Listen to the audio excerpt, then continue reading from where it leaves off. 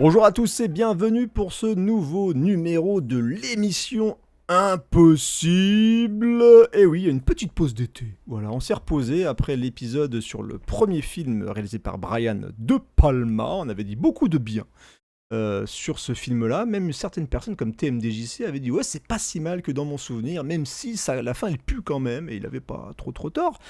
Et donc après les vacances, après s'être bien reposé, on est bien, on est bronzé et on a toujours envie de faire la fête. Et donc aujourd'hui, on parle de l'explosif Mission Impossible 2, réalisé par John Woo, sorti en l'an 2000. Bah oui, on a survécu à l'an 2000, le bug n'est pas arrivé et on a pu profiter donc de ce film plein de rebondissements, d'action et d'émotions, avec donc le grand Tom Cruise.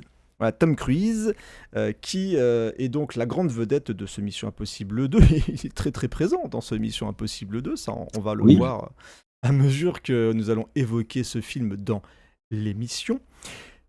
Première chose, je vais accueillir mes agents. Voilà, mes agents préférés, le best of the best de la MIF, TMDJC. Salut, comment vas-tu ? Mais salut, Creeper, ça va très bien. Je suis très content d'être là. Ces vacances m'ont fait du bien et c'est bien de redémarrer. Je suis d'accord, c'est bien de redémarrer en moto. Voilà, en moto, on démarre, on est à fond les ballons, et celui qui est à fond les ballons, je sens qu'il va sortir la carte lunettes de soleil, c'est Ron.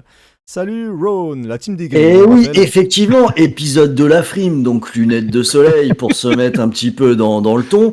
Alors je vous dirais bien où j'ai passé mes vacances, mais je ne peux pas, parce que si vous savez où je suis en vacances, c'est pas vraiment des vacances. Hein. Il est bon.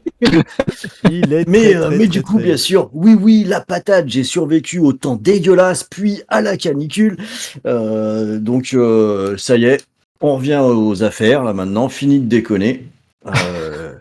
Pour attaquer l'émission Impossible, ce qui fait que, entre parenthèses, moi j'ai eu le temps du coup de tous les revoir, parce que j'en avais besoin pour étalonner un petit peu, en fait. Je savais pas trop comment me positionner sur certains trucs, donc j'ai tout revu. Ça veut pas dire que je les regarderai pas à nouveau pour l'émission pour chaque épisode. Ah, monsieur est un bon élève, hein. Mais oui, parce qu'en fait, je me disais, mais comment ça se passe, etc.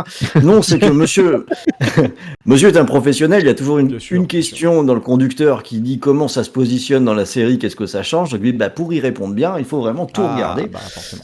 Donc voilà, c'est ce que j'ai fait, mais ce qui fait que ça me donne une vision un petit peu plus précise quoi de tout ça. Et ce Mission Impossible 2, il se pose là quand même dans cette histoire-là. Donc il fait causer. Ça va être intéressant. Voilà, je pense qu'il va faire causer, oui, ça. Je rappelle que cette émission, pour ceux qui l'écoutent en version podcast ou en replay sur YouTube, est enregistrée en direct sur Twitch. Et donc nous avons des gens incroyables qui parlent avec nous en direct. Donc si de temps en temps vous avez un peu des interactions qui vous semblent cheloues, eh bien n'hésitez pas à nous rejoindre en live pour discuter avec nous, donner votre avis sur les films et discuter entre vous de la saga Mission Impossible. On vous donne les dates régulièrement sur X, Twitter, je sais pas quoi, la connerie où tout le monde se déteste, comme je l'ai déjà dit. Donc voilà, n'hésitez pas à venir avec nous en direct, vraiment on passe des moments plutôt agréables ensemble et on va donc aujourd'hui parler de Mission Impossible 2. Je vous rappelle aussi que si vous voulez soutenir cette production VHC Canapé, vous pouvez bien sûr partager, faire des likes, discuter avec nous. C'est toujours avec le plus grand plaisir que nous échangeons avec vous sur les différents réseaux sociaux, mais parce que j'oublie toujours, je suis un cancre là-dessus, ça fait pas longtemps qu'on le fait, et on est très mauvais en communication sur les Patreon et les trucs comme ça. Voilà, là c'est en début d'émission, on va essayer de capter un petit peu l'attention, donc si vous voulez donner même 1 euro, voilà, nous on n'est pas comme ça, avec 1 euro on peut faire des fois des petites choses, parce que 1 euro plus 1 euro des fois, ça peut aider, on a plein d'idées. Ça fait 2 euros déjà. Et ça fait 2 euros. Mais voilà, déjà. Voilà, et 1 plus 1, ça fait 1, voilà, c'est Jean-Claude et ça Van Damme fait, qui dit, et c'est ça. Et ça fait 11, et c'est ça qui est beau, exactement. Et d'ailleurs, voilà. je fais une petite pub gratuite pour les copains de iKid dans ton podcast qui ont bien kiffé l'émission, justement, l'émission Impossible, et qui m'ont longuement parlé de l'émission et du premier film. Et je pense qu'ils écouteront avec plaisir le deuxième épisode, donc on leur fait un petit bisou. Dans celui-là. Vous avez vu, je lève mon il y a du mug high vert. kick. Voilà, il y a des high kicks. Donc je pense que ça va leur parler, donc ça fait plaisir. Les quelques retours qu'on a eu sur les émissions, voilà, c'est le début, hein, donc c'est vraiment sur un nouveau canal, donc on commence seulement à exister sur l'internet cinéma qui est blindé d'émissions de cinéma. Oula, oui. Voilà, il y en a quand même beaucoup, mais nous on s'amuse, donc on va continuer. Je rappelle aussi que cette émission pourra peut-être déboucher sur une émission spécialement dédiée à l'acteur Tom Cruise. Voilà, donc si ça vous plaît et que vous voulez qu'on continue après les dernières Missions Impossibles, on risque d'enchaîner sur donc la carrière du scientologue le plus connu du monde. Voilà. Je pense qu'on est bien. Je pense qu'on est bien. Calé, voilà. Et il est temps donc de parler, d'évoquer Mission Impossible 2. Donc 1996, c'est fini. Voilà, la saga est plutôt bien lancée. Ça a été un succès, on l'a évoqué dans la première émission. Et donc, il a fallu attendre 2000 pour pouvoir regarder Mission Impossible 2. Alors, je vais faire un premier point.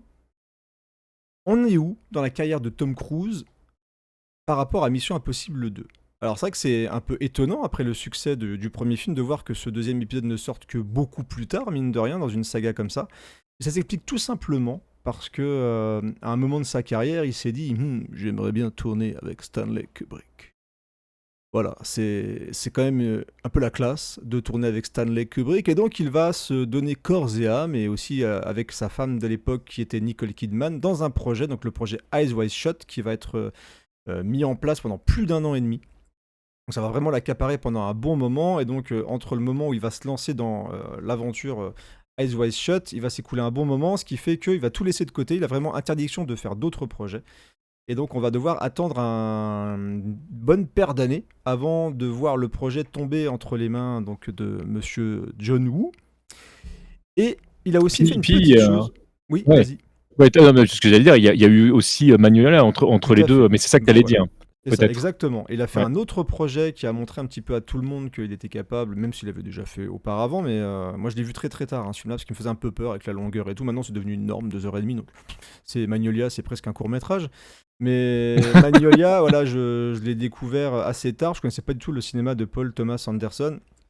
Ouais. Et j'ai adoré Magnolia, et dedans il est juste incroyable. Voilà, c'est vraiment un film dans lequel il joue de manière assez forte. Surtout que ça fait forcément quelque part aussi référence à son côté scientologue. Enfin, il y a quelque chose dans ce film-là qui fait écho à ça, et je trouve que mine de rien, en tant qu'acteur, c'était pas rien comme rôle. Alors, on me dit que là, mon micro est un peu plus bas. Vous n'hésitez pas à me dire si maintenant ça va mieux au niveau du micro, mais c'est vrai que j'ai l'impression que vous êtes un petit peu plus fort que moi. Mais ça, c'est normal. Alors là, c'est toi qui sais. On te fait confiance. N'hésite pas, Zéphirin, à me dire si ça va mieux. Mais en tout cas, sur effectivement Eyes Wide Shut, qui est un film qui est marquant sous plein d'aspects et qui a fait aussi beaucoup parler à l'époque, parce que dans la carrière de Stanley Kubrick, c'est un film qui est vraiment clivant. Il y a vraiment des gens qui aiment la première partie de la carrière de Stanley Kubrick et qui n'ont pas du tout aimé Eyes Wide Shut. Moi, je fais partie des gens qui ont surkiffé Eyes Wide Shut, et il y a plein d'autres films de Stan que je n'aime pas. Donc voilà, c'est vraiment un film qui est clivant, et dedans, il a un rôle effectivement très important parce qu'il a vraiment le rôle principal. Et ça a pris, effectivement, comme tu l'as dit, toute une partie de son existence. Il a été complètement dédié à ça. Et on rappelle que tourner à l'époque, donc il était toujours avec Nicole Kidman, et tourner avec sa femme des scènes aussi compliquées, je pense que même pour le couple, ça a dû être une épreuve.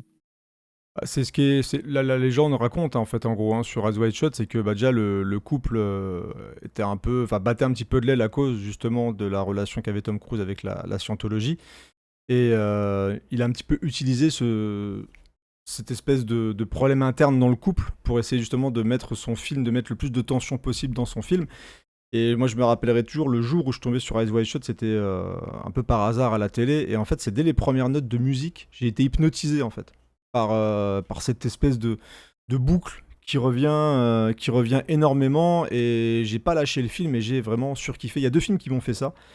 Il y a donc celui-ci et Lost Highway, où j'étais tombé dessus. Mais t'as raison, c'est une approche qui est un peu similaire au niveau de l'habillage sonore.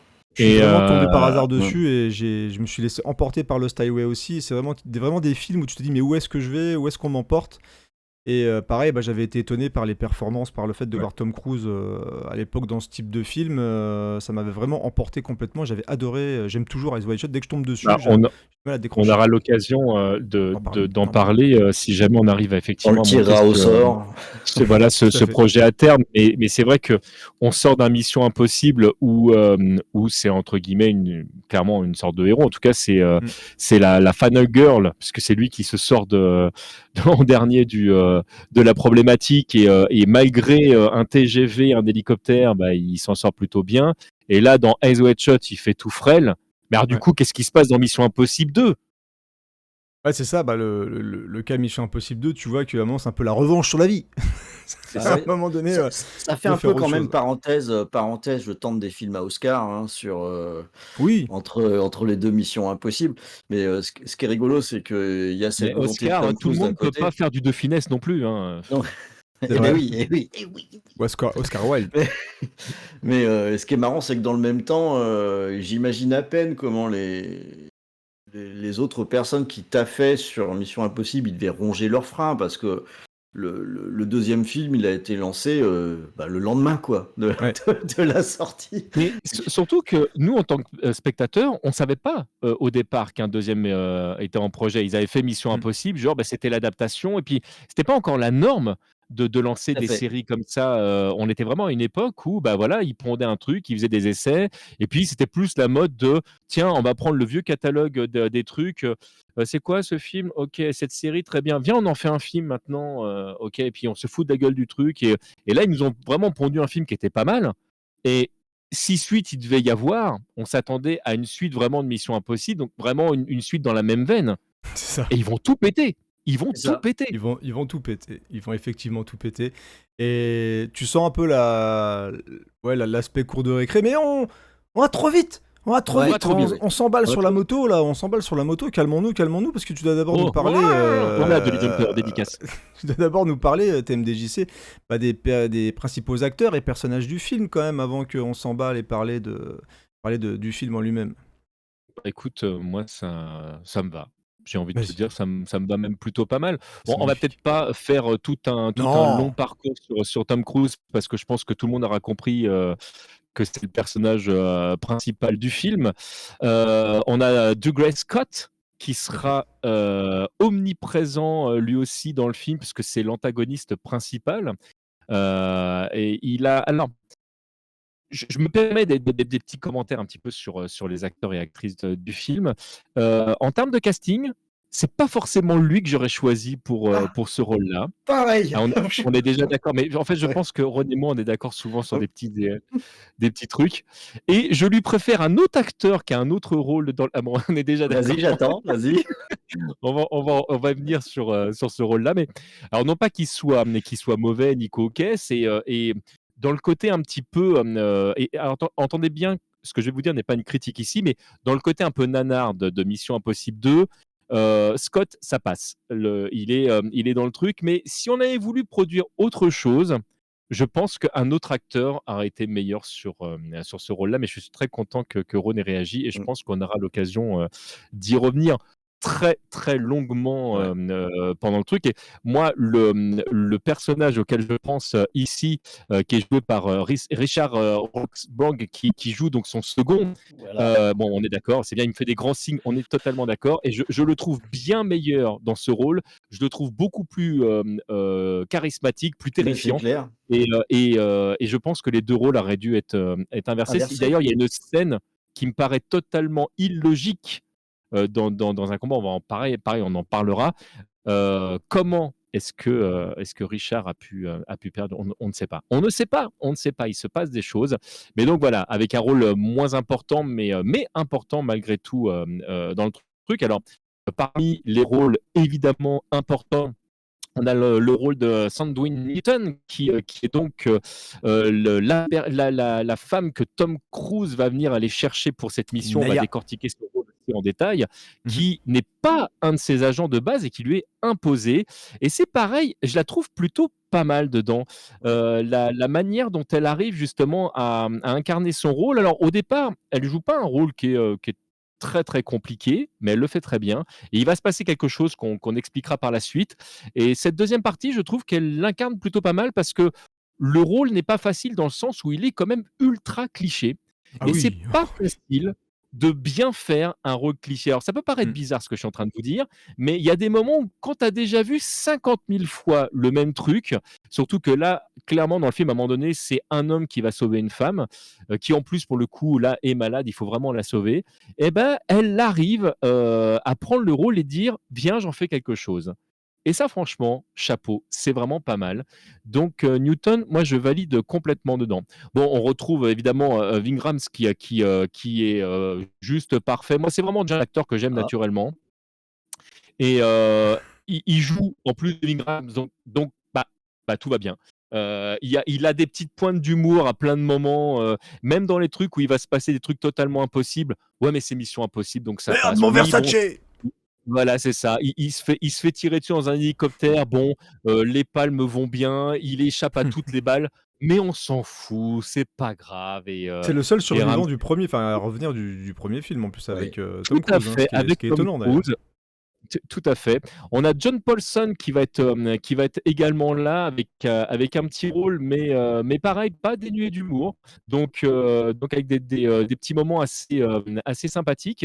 Et puis on va avoir plusieurs rôles secondaires d'acteurs qu'on a déjà vus dans d'autres trucs, dans d'autres rôles, parfois dans l'horreur, parfois dans l'action, parfois dans le cinéma anglais. Alors, je vais pas tous les citer parce qu'après, ça va être un petit peu long et peut-être indigeste, mais je trouve que les seconds rôles sont plutôt pas mal dans ce film. Et j'aime bien les acteurs qui ont été choisis en général. Je pense à Glenson, par exemple. Oui, bah, j'aime bien globalement Voilà, lui, ouais. Mm. ouais, c'est le genre d'acteur qui incarne bien ce rôle-là. Non pas que ce soit des rôles pareils impossibles, contrairement au nom du film, mais il y a une cohérence, je trouve, entre les rôles qui ont été choisis et les acteurs qui ont été choisis. Alors je vois Et que je sentais que Zéphirin Ron dans allait dire un le truc. je vois que Zéphirin dans le chat, il est chaud patate contre le film. Ouais. Ah, il balance les scuds là, hein. Ne t'inquiète pas, on reviendra sur les petits trucs comme ça tout à l'heure, mais je sens que t'es en colère contre Mission Impossible 2. Et c'est intéressant parce que ça Ah, appuie un peu le point de vue de j'ai temps en temps. j'ai quand même C'est juste rigolo. pas précisé quand même que même si c'est un tout petit rôle, on a quand même Anthony Hopkins Oui. qui est quand Ah, même et et qui bien reprend un misogyne petit quand peu. même. Qui Ouais, mais reprend un petit oh bah, alors là, mais c'est un c'est ce qui boulevard. marche en même C'est temps, hein, ce qui c'est marche, hein, vraiment le ça donne une scène qui bah, fonctionne. ah pardon, je vous avais pas vu, mais comme vous étiez une Ouais. meuf, pardon, excusez-moi. Vous pouvez me faire un café, s'il vous plaît? C'est quoi votre prénom déjà? Vous êtes jolie. Non, non, Anthony Hopkins, fantastique, misogyne au possible et hem et juste, il remplace un petit peu le rôle de Phelps et je trouve qu'il le fait largement mieux Oui, qu'on a eu, heu, dans le c'est film vrai. précédent. Je fais ma parenthèse et c'est pour ça que je voulais parler de lui. Est-ce que je peux apporter, un petit éclairage Ah bah légèrement oui, différent sur, Mais ah bah certains bien oui, sûr. vas-y. personnes du casting? Parce que, alors bon, je te rejoins, mais totalement sur, entre, monsieur Richard, Roxburgh et Douglas Scott, que j'aurais aussi, inversé.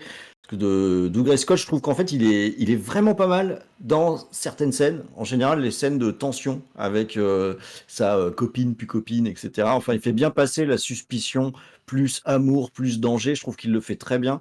Il a Et vraiment le côté beaucoup de pervers manipulateur oui, aussi. c'est ça. En fait, Ça du coup, marche. j'ai plus envie d'aimer l'acteur, quoi. Ça, il le fait très bien, Ça, le ça pauvre. marche bien, j'ai beaucoup plus de mal dès qu'il faut commencer à bouger, quoi et Ouais. là, voilà, là, il a pas du tout un côté, animal comme a son bras droit, hein, et voilà, pour moi, ça marche, moins bien. Je vais te rejoindre aussi sur, le personnage de Naya. Moi au revisionnage, ça m'a même, sauté à la figure, elle a un personnage qui est complètement bateau à la base et c'est vrai que je trouve qu'elle se débrouille très, très bien avec cet aspect, je vais jouer une nana super sexy et elle l'est et en même temps, une fille qui a pas froid aux yeux, qui est maligne et qui n'est pas finalement pas tellement en retrait, quoi. Elle est vraiment très bien Et exploitée. je rajouterais une toute petite parenthèse à ce que tu viens de dire. Elle l'est, mais elle est pas exactement dans les canons de beauté, des Oui, filles qui sont à la mode à l'époque et pourtant elle fait fi de tout ça pour incarner complètement son personnage. Je ferme ma parenthèse. non et puis je trouve qu'elle a un mérite aussi qui est très intéressant, c'est que, les scènes de tension sexuelle avec, Tom Cruise marchent, super bien, quoi C'est vrai. et ça, dès l'intro on peut pas foirer ces scènes-là si on construit un film avec une histoire de triangle amoureux, sinon ça foire, quoi. Ça ne marchera pas. Et ces là, dialogues, par contre, sont très mal écrits. Oui, Elle a vraiment des dialogues de merde. Elle a d'autant plus de mérite, quoi. Parce que les dialogues franchement, elle en est pas général toujours du aidée. film sont mal écrits. Voilà, elle n'est pas toujours aidée. Mm. Et un autre élément, alors là, pour le coup, je vais pas être tout à fait d'accord, c'est sur Vince Rams, que moi, je trouve vachement en retrait par rapport au premier. Ah bah oui. En fait, non, mais là, je vais dans ton sens. Je trouve qu'on lui donne rien. Ah bah il a rien. On lui donne rien à faire et ça m'a donné la désagréable 100% impression d'accord avec de toi. dire ce personnage a un capital sympathie important, on le fait revenir. Bah oui, mais enfin pour ça, franchement, Mais les gars, je crois que son seul rôle véritable, c'est d'ouvrir la trappe. C'est tout ce qu'il fait, je crois, dans le. Oui, c'est ça. Il branle rien. Enfin, il branle rien. Mais je veux dire, il ouvre une trappe. a un rôle qui est très passif. Non, mais je vais dans ton sens. Ce que je voulais exprimer, parce qu'effectivement, et Creepers l'a dit, c'est vraiment le seul qu'on retrouve après Tom Cruise, c'est que ce qu'on lui donne à faire, il le fait très bien. C'est ça que je voulais exprimer. Mais je suis d'accord avec toi. En fait, ce film ne lui sert pas du tout la soupe. Alors Voilà, là, c'est ça. Je donne collègue dans ton sens. Et ce qu'on va faire, on va quand même revenir un peu sur la transformation de Tom Cruise entre le premier et le deuxième. Ah bah ça, on va être obligé. Enfin, Ouais, je pense ça on va peut-être attendre d'être dans le film, mais c'est obligatoire. obligatoire. Parce que pour moi, c'est partie de ce qu'est le film, ça. C'est clairement la transformation. C'est aussi dans le casting quelque part, mais il y a quand même une vraie différence, quoi. On l'avait quand même déjà sous-entendu pas mal lorsqu'on avait parlé de Tom Cruise dans le premier film, mais le Ethan Hunt du premier et du deuxième, il est passé par la salle de muscu et il a appris le Krav Maga. Il est devenu aussi représentant, je pense, pour une pub pour Shampoing. Enfin, voilà, c'est. Non, il est fou, il est beau! Ereban. Il est beau comme un dieu! Ereban, ouais, non, mais carrément, quoi. c'est pas du tout le même personnage, ça, c'est clair et net, quoi. Donc, on a fait le tour des personnages, et. Alors, juste anecdote, on arrive dans les anecdotes, c'est que, justement, Dougray Scott. Il a joué dans Mission Impossible 2 et il a refusé de faire Wolverine dans X-Men, tu vois. Merci. Voilà, j'ai envie de dire, oui, voilà, merci. Donc, moi, perso, ça m'arrange parce que quand je vois le charisme du gars là-dessus, tu vois Hugh Jackman, tu fais bon, on a gagné au change. Est-ce que vous pensez pas que c'est un peu aussi un choix de prendre quelqu'un déjà qui ressemble physiquement à Tom Cruise, parce que c'est un peu le yin et le yang, c'est le truc tout bateau, le film là-dessus est très bateau. C'est-à-dire que c'est la partie opposée de Tom Cruise, il se ressemble un petit peu physiquement, on va dire, au niveau de la coupe de cheveux, les traits, etc. Et le côté non souriant, dire l'autre, d'ailleurs il y a une petite vanne qui est sympa, je trouve, tu sais ce qui a été le plus dur quand j'ai dû jouer ton rôle, c'est de sourire comme un con pendant je sais pas combien de temps. Donc là-dessus, voilà, c'est pas un rôle qui est ouf. C'est vrai qu'en tant que méchant, généralement, ce qu'on retient, c'est les méchants. C'est pas le mec le plus charismatique du monde, j'ai envie de dire. Et on l'a vu sur la suite de ses carrières aussi. Moi, c'est un des trucs qui me pose problème dans le film. C'est-à-dire que, en fait, le méchant, il est pas bon. Alors, j'aurais pas ce que pas bon. J'aurais juste qu'il manque un petit peu de. On a dit qu'on n'irait pas plus loin là-dessus. C'est pour ça. T'as raison.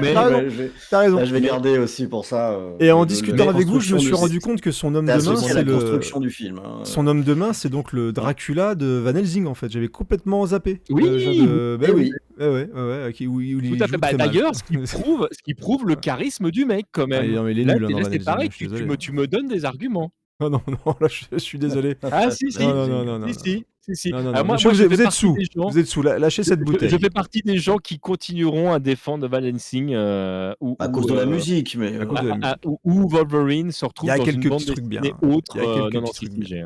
C'est un sacré train fantôme, je te l'accorde, mais un peu. Un peu trop garni. Ça passe pour moi. Donc on n'est pas là pour parler de Van Helsing avec le très mauvais Richard Osborough en Dracula.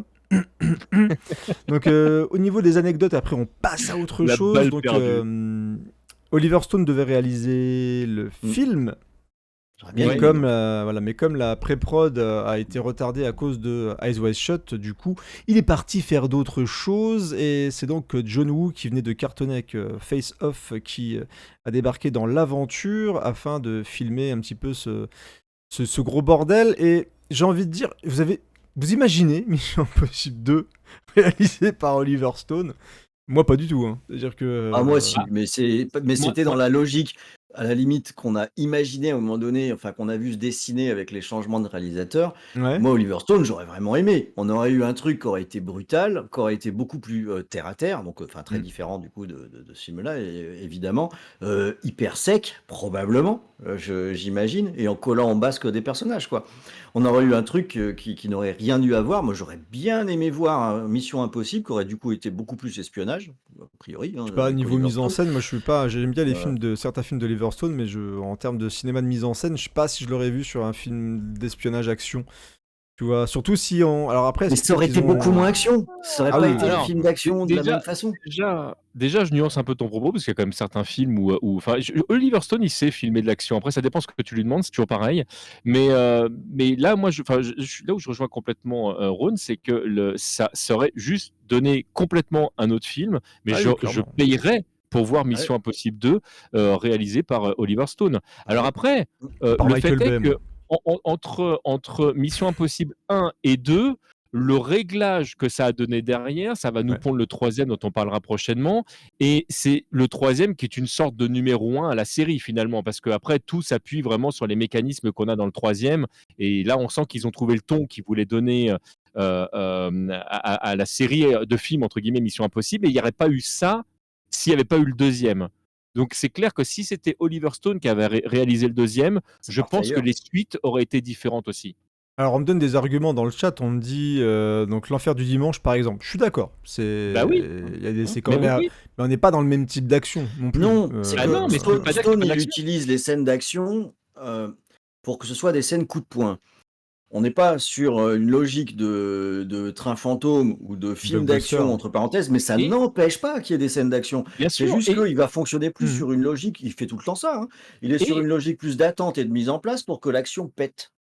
Et et on nous puis, dit C'est très je différent, quoi. rappelle que pour Stone, les scènes d'action sont un moyen narratif, alors que pour Wu, on est plus en fait effectivement dans le spectacle et le côté popcorn. On n'utilise pas l'action de la même façon. oh, il y aura débat Et là. Ouh, il y aura débat. ah, mais je Il y pense aura débat. vraiment. Je lève mon micro près de mon nez, il y aura débat. Il y aura débat. Et on nous dit Et j'ai des aussi arguments. De Palma n'est pas le premier pour l'action non plus. Et bah oui, parce qu'on voit que Et dans l'action du premier film, c'est pas le point fort du film. Voilà, sur la C'est pas le dernière point fort du partie, film, hein. voilà, mais qui est pas du tout un film d'action, qui est plus un thriller. Voilà, mais c'est vrai que là où on voit qu'il y a une grosse différence entre le 1 et le 2, mais on le verra à la fin de l'émission. Au niveau des anecdotes, donc le truc classique, je pense vraiment que c'est le moment où Cruise est devenu le monsieur cascade. Parce que c'est le premier film où vraiment on a mis en avant les cascades. 90% des cascades du film auraient été réalisées par Tom Cruise. Il aurait menti aux assurances pour pouvoir faire les cascades. Voilà, donc c'est vraiment la chose qui a commencé à dont, être mise en avant. dont des trucs très très dangereux parce que Dans la première scène. la scène mais je pense même à la scène du couteau. Ah oui. Qui a réellement été tournée. Donc, à la fin du film, ah oui, alors, bien sûr, hein, comme d'habitude, on spoil à mort. Hein, donc, je préviens les gens qui Oui. nous regardent et qui nous écoutent, mais ça, vous êtes prévenus. Sur la toute fin, il y a une scène où il y a un couteau qui est à quelques millimètres de son œil. Lui voulait vraiment que la scène soit la plus réelle possible. T'as Wu qui lui a dit t'inquiète, on va trouver un moyen de le faire. Il fait non, non, non, non, on le fait pour de vrai. Et quand tu vois le making-of, tu fais ce mec est taré. Mm. Il y avait aucune raison de le faire pour de vrai. Et les assureurs ont dit non, tu le fais pas. Et il l'a fait quand même. Et Et c'est vrai que. ça, pour revenir sur ce que disait Creepers, on est sur ce film-là. Moi, je me rappelle à quel point, déjà, au niveau Hmm. promo, ça tabassait très très Ah fort. oui, c'était le gros Le film. budget promo était très Ouais. gros. Ouais. Et cet aspect cascade, c'était l'angle numéro 1 de ce Hmm. qui était montré, hein. Ça On commençait nous l'a vraiment. rabâché à tire-larigot au moment de la sortie du film. C'était dur de pas savoir ça. Alors moi, Par ça, contre, il fait un ses peu comme cascades lui-même, Chatompé etc. dans le chat, j'avoue que ça commence à me saouler. Ce matraquage cascade Tom Cruise à chaque film où on le voit faire des trucs, etc. Où on ment un peu, même beaucoup, sur certains trucs, genre quasiment pas d'effets spéciaux, machin, patati patata, soit avec Top Gun Maverick ou même avec les dernières Missions Impossibles. Au point que ça occulte complètement tout le reste et qu'on y va juste pour voir une cascade à moto et qui dure Ouais. 3 secondes dans le film, quoi, tu vois. Donc Ben, c'est. d'autant plus, c'est ce qui ressortait très directement de la promo au moment de la sortie de ce film-là. Mm. On appâtait le chaland, non pas avec le contenu du film, ou ce qu'il Ouais. racontait, ou etc. On l'appâtait avec ça. Là, c'était nouveau. Donc c'était Au oui, oui, non, moins, mais je là, dis pas. voilà. C'était le départ, mais ça veut quand même dire que c'était finalement l'angle qui était choisi. Alors c'est vrai que c'est un peu tristounet quand on parle d'un film qui est sorti en 2000, quoi. On est en 2023, on en est encore à faire la même chose. Tu te dis, Ouais. ouais, quand même, là, c'est... Eh oui, 2000, 2 ans après KOF 98, les enfants. Eh oui, Ah, la petite référence Voilà. au jeu de combat. mais toujours. Salut toujours. Obscurum, On fera un petit peu bienvenue. commando à un moment donné. Ah, j'ai même pas prévu de point commando. Donc, bon, là, ça compte Quoi pas. Hein, ça compte pas. Non, j'ai pas pensé. Non, j'ai vraiment pas pensé. Bah, tu vois, je l'ai cité. Voilà. Voilà. Alors, on va passer à la deuxième partie de l'émission. On va parler un petit peu de l'intrigue et de la réalisation. Je vous ai préparé un petit résumé. Voilà, le petit résumé, comme ça, pour se faire plaisir, avant de vraiment rentrer dans le vif du sujet. J'espère que vous êtes prêts, parce qu'il est bien, ce résumé, vous allez voir. Accrochez vos ceintures. Alors qu'il s'amuse comme chaque dimanche à faire de la grimpette dans les Rocheuses, Ethan Hunt se voit confier via des lunettes bioniques qui parlent une nouvelle mission impossible. Cheveux au vent, le beau Ethan se lance donc à la recherche du Bellérophon, antidote qui doit contrer la chimère, un virus mortel détenu par Sean Ambrose, ancien agent devenu pas très cool, qui veut se faire de la maille en revendant le virus au plus offrant. Entre cascades et fusillades, Ethan et son équipe vont tout faire pour arriver au but, même à risquer la vie de Naya, voleuse de talent et ex-petite amie du vilain de l'histoire.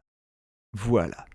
Ouais, c'est bien Alors, résumé. j'ai planté un peu le Ouais. décor et ça va être à Ron de bosser un petit peu. Voilà, t'es rentré de vacances, t'es en forme. Et donc, je vais te poser cette question incroyable. Le style genou se ressent-il dans la réalisation du film ? Alors, c'est Pas là du où tout. on va attaquer la partie débat, tout ça. Alors, Eh bien non.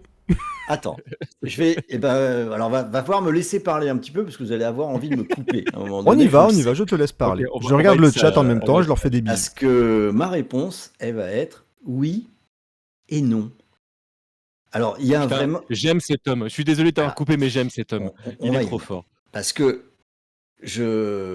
là, pour le coup, j'ai bien préparé, j'ai pris mes petites notes très attentives juste sur la réalisation de John Woo. Très bien. Oui, on a tous les gimmicks de John Woo sont là. On a des ralentis, on a même des colombes qui s'envolent, on a les changements d'angle multiples sur les scènes d'action, on a des glissades avec des tirs de flingue, on a même l'approche romantique turbo-naïve avec des gros plans, qui est aussi un peu un classique, hein, pour ceux qui connaissent la filmo de John Woo. Euh, voilà, mais c'est là, donc là ça veut dire oui, cette partie-là. Mais il y a le aussi et non, parce que moi j'ai quand même eu aussi une petite sensation qu'on était à la limite de l'auto-parodie assez régulièrement, et que ça ressemblait un petit peu à John Woo veut faire du John Woo. Et ça m'ennuie parce que on a des scènes où je peux ressentir son style de façon finalement assez sincère, et j'en ai pas mal d'autres où j'ai l'impression que c'est très forcé.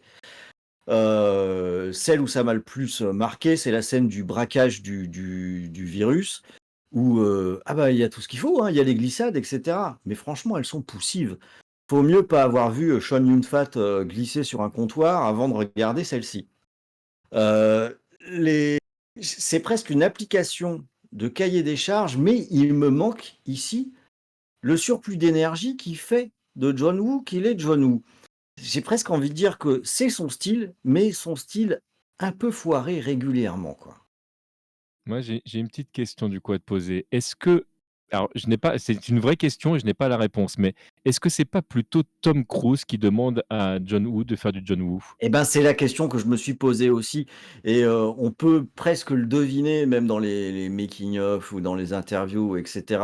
On est sur, ça ressemble, ça m'a donné l'impression qu'il y avait des scènes qui étaient pratiquement déjà décidées. Enfin, on va peut-être revenir dessus parce que c'était le cas en fait, Ouais, ouais. et sur lequel on dit bah ok, maintenant avec ça, tu vas me faire du John Woo s'il te plaît.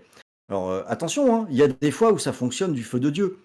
Y compris même si on est à cette espèce de lisière entre le côté spectaculaire slash frime, et puis pas très loin du ridicule, juste à côté, mais c'est juste à la frontière. Là, j'ai rien à dire hein, sur la scène de la poursuite en moto, hein. Elle est turbo fun. Ça, Et celle-ci, elle est réussie, à mon sens. Mais il y en a d'autres où, pour moi, il se foire, quoi. Où ce qu'il fait, c'est plutôt du sous-John Woo que du John Woo. Donc voilà, est-ce que donc son style est là? Bah oui, il est là, mais la question, je la poserais peut-être autrement. Est-ce qu'il réussit réellement à développer son style dans ce film-là? Pour moi, oui. Eh ben ça, j'en suis pas sûr du tout. Voilà. Moi non plus. Ah bah, pour moi, oui. Pour moi, non. Je vais plutôt dans le sens de Rhône là-dessus. Je suis assez. Moi, je partage là-dessus totalement ton avis. Je pense que c'est un sous John Woo sous plein d'aspects. Et quand tu connais un peu sa filmographie, quand tu l'as vu avant, et surtout quand tu la re-regardes après, tu fais. Il y a des trucs, et oui, effectivement, il y a même des cascades. Tu as l'impression qu'elles viennent d'autres films et qu'elles ont vraiment été mis au forceps en fait dans Mission Impossible 2. Et c'est pas le côté, je trouve, le plus brillant du film.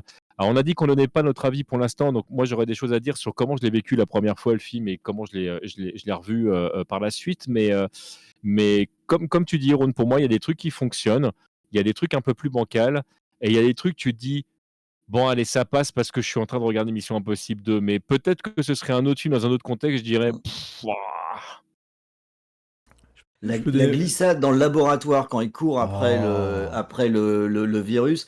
Pardon, mais bon, tu te dis, mais on lui a un peu savonné le cul pour qu'il glisse vraiment, là, parce que ça a l'air d'être bien laborieux, tout Il ça, a quand une même. super combinaison savonnette, et alors? T'en as Ouais, pas? Qu'est-ce que tu veux qu'on te dise, nous? Ça marche Hein? moyen. En plus, le décor est très laid, donc ils mettent pas T'as beaucoup. plus de combinaison? Dis donc, on ne voit plus les soirées. Je vais, pour donner mon avis sur le film, pour cette nouvelle découverte, en fait, moi j'ai ce qui m'a C'est pas sauté l'avis du film encore, on a dit. Ah, non, c'était, sur la réalisation, réalisation. pardon, sur la réalisation du film. Ce qui m'a sauté aux yeux, étonnamment, c'est que j'ai plus retrouvé le style John Woo dans Hors Fusillade, c'est-à-dire tout le côté, tu en as parlé, le côté romance, etc.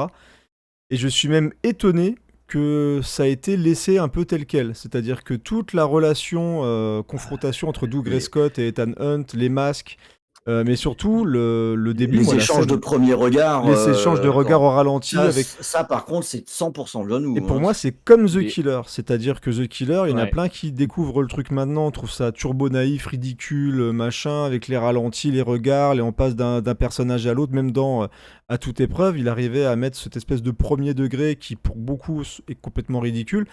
Et là, moi, le début, en fait, avec Naya, j'ai dit putain, en fait, ouais, c'est vraiment du pur John Woo, quoi. C'est-à-dire que cette façon qu'il a de les faire danser, échanger avec le flamenco, ça peut complètement être too much pour certains. À la scène de la voiture, hein. Même jusqu'à la scène de la voiture où Oui, la scène de la s'inscrit voiture. complètement. Pour moi, d'ailleurs, c'est plutôt une continuité de cette même scène finalement. Et effectivement, le fait que à un moment donné, il filme deux choses à la fois, que tu aies l'avant-plan et l'arrière-plan au même niveau, et que là je vais complètement dans ton sens. Et j'étais vraiment étonné en fait de me retrouver devant ces scènes et me dire putain, ouais, en fait le style John Woo il est là régulièrement, quoi. Et c'est plus souvent dans ces séquences là où je me dis putain, c'est quand même moi j'aime bien ces trucs là. Il est tout long du film, hein, le style John Woo. Mais après, c'est qu'est-ce que tu cherches dans John Woo? C'est toujours pareil. Bah moi après on donnera l'avis après, mais l'équilibre, moi ce que j'arrive. Et là où, ce qui est intéressant, et c'est pas vraiment donner son avis sur le film que de dire ça, je pense, en tout cas, c'est que on aime ou on n'aime pas ce style-là, mais tu le reconnais. C'est-à-dire que tu reconnais ce style-là, tu reconnais le film. Moi, j'ai plein d'images en tête avant même de le revoir. Le style John Woo, pour moi, il est impactant sur plein de trucs. Il arrive aussi à iconiser les personnages dans certains moments, même dans les moments qui sont hors action, ce qui fait que, moi, il y a vraiment des trucs qui me restaient en tête. Après, c'est clair que le côté kitsch, c'est un peu qui tout double avec lui, mais honnêtement, il y en a plein qui, en redécouvrant nous, des fois, tu vas conseiller The Killer à des gens, et quand tu vas retomber sur des trucs, ils vont rigoler, ils vont dire c'est quoi ces trucs, ces deux bonhommes là, qui disent des trucs là, qui se regardent dans les yeux, limite ils vont faire je sais pas quoi, tu vois. Enfin, c'est vraiment, moi je sais que The Killer, j'aime cette naïveté, et je trouve que la naïveté de John Woo, tu la retrouves dans Mission Impossible 2. Et sur un gros blockbuster comme ça, ouais, au début, même sur la fin, t'as des séquences comme sur la fin où à partir du moment où elle s'inocule le virus, etc. T'as ce côté tragique qui reste quand même un petit peu. Ça marche un peu moins bien, mais après, on n'est pas opposé sur ce que tu dis. Hein, parce que, non, bien sûr. Même dans l'action, tu vois. Ça rejoint un peu ce que je disais aussi, tu vois. Il y est, mais il y est pas. Moi, je mets les deux en même temps. Mais il Ouais, y a bah, aussi des pareil. choses qui fonctionnent. Moi, tu vois, bah, tu le sais bien, de toute façon, j'ai Mmh. rien contre cette approche frontale Bien qui peut sûr. être qualifiée de naïve, mais moi, j'aime plutôt bien et qui est même plutôt rafraîchissante aujourd'hui, Ce je dois côté dire. premier degré, en fait. Il y a vraiment Ouais. du premier degré dans là où certains voient Et là, le ça truc marche, hein. très Ça, j'ai voilà. revu avec Mmh. plaisir. Franchement, quand j'ai relancé Mmh. le film et que j'ai démarré le truc, je me suis dit: «Ouais, OK, c'est bon». Et puis C'est on a une action lisible, bien filmée. On a quand même ah si, là au niveau de la réal, je veux dire sur les Je suis scènes désolé, d'action, je veux dire la c'est scène pour choper l'antidote là, non quoi. ah bah écoute, moi je sais pas, Ah j'ai non, pas mais elle été est perdu, lisible quand même. bah ouais, forcément ça Elle m'a pas est que choqué moi. là, moi, Oui, je parce te qu'il rejoins s'y sur passe plein de pas trucs, grand-chose, autant pour moi. Et mais parce qu'il s'y elle, passe pas Oui, bah grand-chose. voilà, il y a quelques échanges de coups de feu, ouais. tu Ouais, comprends l'action. Et surtout ouais. que, alors, je recontextualise, hein, on est en 2000, on a une époque où là, maintenant, tu as quand même beaucoup de films qui utilisent le cut à fond et tu sais plus si le mec, en fait, il était devant, derrière, tu te dis, mais là, il y a un faux raccord ou c'est mal filmé ou bah les deux, mon gars, t'inquiète. Donc là, je trouve que les scènes, elles sont lisibles. On Je peut suis reprocher d'accord. beaucoup de choses au film, mais il est facile à comprendre, il est facile à lire. En tout cas, voilà, moi dans le style genou, donc je trouve qu'on s'y retrouve sur certains côtés, et puis on verra sur la suite si ça marche ou pas sur l'intégralité du long métrage. Merci, j'allais dire merci Rhône, Bah oui, maintenant mais tu nous dis merci, tiens, c'est bien bah ouais, aussi. bah merci Rhône, bien sûr. Attendez, vous avez Oui, travaillé et tout, bah moi je si, suis assez merci. En fier. plus, c'était super intéressant ce que tu Bien disais. sûr, c'était plutôt intéressant, et tu vas garder la parole pour ce qui pour moi est peut-être l'un des plus gros points faibles du Ah bah film. voilà. Ouais, bon. On va Il y a passer plein sur de la monde qui musique. sont. On va passer sur la musique. Ouais. Donc on parle de films datés et wouh, là-dessus, ouais, ok, on y Ouais. est là. Hein. Hans Zimmer. Alors là, en plus, là, moi j'ai la partie musicale, bah, parce que j'aime bien ça, bien sûr, Mm. aussi. Et puis, qui fait la musique? Hans Zimmer. Tiens, un de mes copains. Ouais. Hans Zimmer. Alors, pour ceux qui ne le savent pas, Hans Zimmer, hein, c'est une relation un peu compliquée. J'aime bien des thèmes qu'il fait de temps en temps que je me dis, ah, il est bon, mais globalement, il m'emmerde un peu quand même. Euh, et là, avant même d'écouter l'OST toute seule, séparément, il s'est passé un truc en regardant Mission Impossible 2, c'est que la musique m'a fait chier pendant le film. Voilà, ce qui est un vrai problème parce que d'ordinaire, une OST qui est assez moyenne ou pas terrible, on se contente de pas l'entendre, pas la retenir ou bien elle participe pas à l'action en tout cas. Elle souligne pas l'action. Là, elle m'a cassé les pieds, vraiment et en particulier, c'est une BO qui est allée juste pas loin de me gâcher des scènes que j'aime bien dans le film, où j'avais, envie de baisser le son pour dire: «Mais arrête quoi, Tin, arrête!» tin, tin, tin, Baisse un tin. peu. Alors voilà, c'est-à-dire que ce que nous a fait Hans Zimmer, là, il nous a fait un truc, on a fait, bon, on va se la jouer guitare du coup, hein, on va se la Mm. jouer plus agressif. Est-ce que la démarche, je la comprends pas mal. On est sur un film qui va s'axer plus sur un, bon, Ouais. bon, ça c'est pas vraiment une critique, mais j'empiète pas, mais qui a une approche plus frime. Et ben on y va. Ah Lui oui. aussi. Allez, ok, bah, je vais y aller aussi Voilà, là-dessus. iconisante. Voilà. On va appuyer, on va appuyer. Petit problème dans cette approche, c'est que il va utiliser les mêmes morceaux, les mêmes arrangements ad Oui. nauseum, et vraiment ad nauseum, hein, sur la dernière scène du film. Elle démarre 4 fois la musique, quoi. Enfin, t'en peux plus à un moment donné. Tu te dis, mais il y a d'autres pistes quand même sur ce que tu as écrit, c'est pas possible. Et ça finit par devenir très très lassant. Tant et si bien que de façon assez surprenante, quand j'ai écouté les OST seul, j'ai trouvé ça mieux que pendant le film. Ah, Parce qu'il s'avère qu'il y a quelques morceaux quelques qui pistes. passent. La scène de séduction, la Séville, Mm.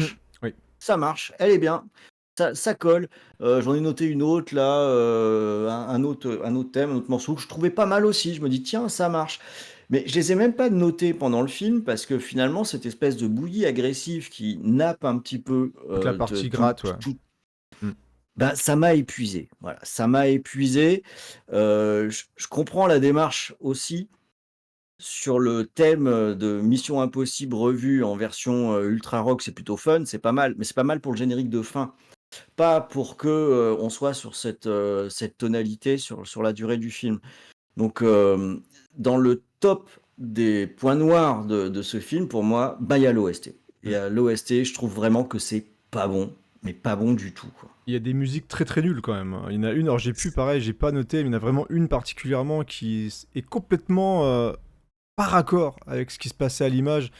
Et tu disais ça, à que la moi, rigueur, c'est pas de la faute d'Hans Zimmer. Ça, c'est ouais, là, mais la c'est musique, la non, mais faute. elle est nulle en tant que telle, tu vois. La musique, elle est vraiment pas agréable à écouter. Et en plus, elle est pas du tout raccord avec ce qui se passait à l'écran. Et je pense vraiment que le rare moment où je trouve que ça marche, c'est un peu comme ce que je disais tout à l'heure sur le style John Woo, bah, c'est au début, quoi. Le côté un peu Oui, romantique. le Euh, début démarre bien, mais ouais. il nous fait, c'est ça qui est surprenant avec Zimmer. Il l'a déjà fait sur d'autres BO. C'est bien que j'aime bien celle de Rango, par exemple, où Mm. c'est un style complètement différent. Tu dis, bah alors, il peut faire des choses différentes Il peut finalement. faire des choses Et, différentes, ouais. et, et Bah, ça fonctionne, Mais c'était mais pas sa bonne période, là. sur l'ensemble de l'OST, mais Franchement, carrément, c'est ouais. vraiment le petit Ouais. Zimmer appliqué, quoi. Ouais. Avec tous les tics qui peut-être ont marché à une certaine période, mais qui sont devenus vraiment agaçants au fil du bah, temps. pour donner mon avis là-dessus, là, et là, enfin, de toute façon, je pense on est vraiment d'accord tous les trois. La problématique pour moi de l'OST de Mission Impossible 2, déjà, c'est qu'elle se divise en 3 parties. Tu as la partie que moi j'aime bien, qui est la partie effectivement andalouse, dont vous avez parlé, parce que c'est vraiment la partie qui est utilisée notamment pour toute la partie séduction. Ouais, ouais. Tu entends, bah, tu sens qu'en plus qu'il aime le style, il le fait bien. Il y a les claquements de pieds au sol qui marchent Ouais, très c'est très bien bien. celle-là. Les J'aime beaucoup. castagnettes fonctionnent très très bien. En plus, ça s'inscrit parfaitement dans l'image. Et oui, effectivement, quand tu regardes le film, il y a un côté totalement naïf, mais c'est un coup de foudre, ça passe. Et même quand ils sont en bagnole, qu'ils se regardent et qu'ils vont pour se foutre en l'air dans le fossé, mais ça passe, c'est bien. Il y a le côté que moi j'aime pas du tout dans le film, et qui pourtant, comme tu le disais, Rhône, est logique, qui est le côté guitare électrique, mais qui est surexploité. Et je pense en fait juste qu'il ne l'utilise pas bien. Mais C'est oui, juste que tu as moi aussi. l'impression en fait que c'est pas son truc. Et il s'est dit bon voilà. Et puis je rappellerai la troisième partie que le film date de 2000 et qu'en Mm. 2000 est sorti un autre film qui s'appelle Gladiator où c'est aussi Hans Zimmer qui fait le film. Et pour moi, il y a toute la partie Gladiator qui a rien à foutre dans Mission Impossible que tu n'arrêtes pas d'entendre J'y avec ai les pas mêmes pensé à gimmicks, ça. Ouais. avec les mêmes voix. Et là, tu te dis mais il est où le mec qui marche dans la prairie à toucher des mains un champ de blé Ouais, ouais, ouais, ouais. Ah non, c'est Mission Impossible 2. Et alors ça, je n'ai pas compris. Je n'ai pas compris quand j'ai vu le film, je n'ai pas compris quand j'ai écouté l'OST, je n'ai pas compris. Donc pour moi, en fait, sur les 3 parties, il y a vraiment qu'une partie qui fonctionne bien et je trouve ça assez pauvre. Donc moi, je vous rejoins totalement dans le fait que pour moi, la musique d'Hans Zimmer, alors, moi j'ai un point commun avec Chrono aussi, c'est que Hans Zimmer, il y a un côté un petit peu amour-haine, c'est qu'il y a des trucs qui passent très très bien et il y a des trucs, je me dis, ah, Je pense qu'il en fait au mieux. il en fait peut-être deux trop, quoi. Peut-être. Ouais. Je saurais pas te dire. Peut-être aussi c'est pas une rencontre. Je veux pas critiquer le mec, hein, parce que le Non, mec est non, pas parce que dénué de talent, hein. puis moi, il y Mais avait plein de trucs que j'aime bien. Moi, je suis pas du tout un mais détesteur ça de. n'accroche pas. Non. Je sais pas si on dit détesteur. Ça existe détesteur? Parce que détesteur, c'est Bon, C'est un détesteur. Je métier. teste. Les détecteurs, c'est un métier. C'est un métier Détesteur. qui fonctionne très très bien chez Pascal Pro. Si vous voulez Mais détester je des suis choses, pas, ouais, moi, je suis pas un euh, anti. Il y a vraiment des choses que j'aime beaucoup et j'ai pas honte, même dans les trucs comme tu vois The Rock et tout. Moi, quand ça va bien, alors je pense qu'ils lui ont dit. Parce que ça peut marcher. je pense que le problème de Mission Impossible, c'est qu'il a fait une musique trop courte pour l'action. Du coup, il la répète pendant tout le long du truc. Parce que Ouais, mais dans c'est feignant moi du The coup. Rock, Enfin, oui, c'est bien sûr, feignant. ça fait feignant. Je suis d'accord. Mais c'est vrai que Zimmer, là, il y a vraiment un côté. Il y a des films comme ça où t'as l'impression qu'il est un peu en mode automatique. Et où tu reconnais carrément le style, tu reconnais un petit peu les gros tics qui vont, les voix, les Mais machins, je les crois trucs que qui c'est vont ça, hein. pas. Tu dis en mode automatique, pour moi c'est ça. Ouais. Et c'est là mais où si peut-être Zimmer qu'il il a est fait. énervant, parce qu'il y a les Peut-être qu'il a projets fait qui trop de l'intéressent. films d'un coup aussi, hein, Mais parce oui, que je Ouais, c'est rappellerai quand ça, même c'est que possible. des films qui sont c'est ça. sortis en l'an 2000 où il fait l'OST, il y en a 4. Hein. Mais Et oui. bah, mine de rien, faut Il a les raison, pauvres, les. Zéphirin, il dit ouais, c'est une usine. T'as les moments où il s'investit, où je pense qu'il veut changer de style, les moments où il a bossé avec Nolan, par exemple, il y a eu des trucs intéressants. Ah, mais il y a Là, des ce trucs. Alors, qui. Ah, voilà. l'OST, enfin, alors là, les Il y a OST des qu'il a trucs fait très pour bien, Nolan, c'est en ça le général, je problème les ai d'ailleurs. adorés. Ouais, moi L'OST j'aime bien du Pirates Dark des Knight, par Caraïbes. exemple, Voilà, il y a des trucs elle est intéressants. Pirates des géniale. Caraïbes, Hmm. c'est magnifique, hein. Moi, je pense Mais qu'il se lance des le challenges de temps truc, en temps. et par contre, là, le truc, c'est le danger avec les superstars en OST, c'est que tu Hmm. signes le machin, bonjour monsieur Zimmer, on vous donne votre chèque, Hmm. balancez votre truc, le mec, ouais, ok, franchement, je pense qu'il s'est pas fait chier, quoi. Il est en mode automatique, comme tu disais, et ben ça se voit, quoi. Voilà, ça fait quelque chose qui est faible, Salut Fidel Gas. mais qui nuit au film en plus. C'est pour Oui, ça que je suis en complètement. colère Des contre fois, ça ça, peut parce nuire que au film. Ouais, ouais. Bah, moi, tant qu'à être feignant, autant faire un truc un petit peu plus mou du genou qui passera discretos derrière et qui viendra pas nous gâcher les scènes. Alors moi j'ai eu du bol parce que j'ai pas ressenti ce que tu as ressenti. Enfin, la musique ne m'a pas gâché les scènes. Ça aurait pu être le cas, mais Sur la fin, j'ai réussi à faire, J'en avais marre, j'ai vraiment réussi à marre. faire fi du truc. Et les moments où ça m'énervait, de toute façon, déjà, il y avait des scènes que je. Mais bon, on en parlera après, mais Et Limp Bizkit. Mais moi, alors, Limp Bizkit, par Limp contre, Bizkit. je suis. Alors, je le suis grand fan. Babar, il a dit alors, on parle pas de Limp Bizkit. Moi, je veux qu'on parle de Limp Bizkit. Et Babar a raison. Bah moi, oui. je suis fan. Alors, moi, je suis fan. 2000, j'avais quel âge En 2000, j'avais 16 ans. Salut, Et j'étais un peu jeune. dans ma période néo-metal, tu vois, donc Limp Bizkit, j'avais les albums et tout. Genre, je sais que c'est un groupe qui est détesté. Et ça fait partie de mes Madeleines de Proust. Non, mais je dirais, imagine, moi, quand je suis en voiture, là, je raconte un petit peu ma vie. J'aime bien écouter mes trucs de jeunesse quand je fais des grands voyages. Là, j'ai refait pareil. Là, j'ai réécouté des trucs de quand j'étais jeune et j'ai eu mon petit passage Limp Bizkit dans la voiture. Et j'ai mis mon Take a Look Around. Voilà, j'ai mis mon Take a Look Around. Et voilà, moi, ça fait partie des trucs, des petites Madeleines de Proust musicales. Alors, c'est hyper cheesy, voilà. C'est un truc, alors, je pense qu'il se prend pas trop la tête, voilà, mais je sais que c'est détesté. C'est pas un truc que j'écoute tout le temps maintenant, mais c'est un groupe que j'ai suivi pendant un bon moment et j'ai eu ma grosse période néo-metal et je vois, c'est une escroquerie, les Limp Bizkit. Peut-être. Et je moi, vois, je lis. des gens, ça escroque bien. Moi, j'aime bien. Déjà, j'aime toujours le groupe aujourd'hui, c'est-à-dire que je les écoute toujours aujourd'hui. Alors, Ouais, peut-être que j'ai une capacité d'accueil supérieure à la moyenne, mais leur son me parle. Même dans les trucs les plus simples qu'ils aient fait, où ils sont moins cassés le cul, ça passe. Ah, moi, Et, j'aime bien Chuck Lesterfish, l'album voilà, entier. Je le trouve. on est d'accord. Voilà. Sauf quand il tombe dans le mielleux, voilà, quand il tombe dans le milieu, quand il veut faire son vrai rocker, voilà, c'est un peu. Moi, j'aime bien quand ça part dans tous les sens, Limp Bizkit. Et donc, Take a Look Around, voilà. Honnêtement, le gros riff de machin de West Borland sur ce Pauvre morceau, Ron, moi, il est en j'étais train de content. mourir sur sa chaise. Non. Qu'est-ce qu'ils disent? Mais non, parce que je suis pas contre en fait. Moi, ça m'amuse plus qu'autre chose, mais je suis ni pour ni contre, bien au contraire. Bien quoi. au contraire. J'ai pas d'avis. Bon, en 2000, je devais écouter Public Enemy, je pense, ou tu vois, j'étais. mais tu sais que je déteste pas ça. je cumulais les mandats, hein, parce que Ouais. moi, tu me mets du Public Enemy, je signe direct. Hein. Et d'ailleurs, je signe pour que Public Enemy fasse l'OST d'un Mission Impossible un jour. Hein. Ce serait marrant ça. Enfin, ils doivent être bien vieux maintenant les loulous. Oui. Mais moi j'ai rien contre. Hein. Franchement, j'ai rien contre en soi. Et même je trouve que ça rentre bien dans une espèce de tradition de. On fait aussi un épisode très différent, donc on fait un habillage très différent. Puis ça sur fait la film chanson. de Jones. Je veux dire, ils ont fait un album de musique, c'est Allez. du gros rock. James Bond le fait tout le temps, quoi. Il n'y a pas de raison que Mission Impossible le fasse pas. Ah, j'ai lâché le mot, là. James Bond passera pour les prochains épisodes. Ouais. Mais vraiment, donc on a parlé OST, mais on peut pas, voilà, c'est aussi le seul épisode, je crois, qui sort avec un autre album que la BO classique. On est avec du Metallica, on est avec du Limp Bizkit, on est avec les gros groupes de rock du moment. C'est-à-dire que là, on est vraiment dans le. On parlait de promo, mais c'est clairement entre les cascades de Tom Cruise et les grosses musiques.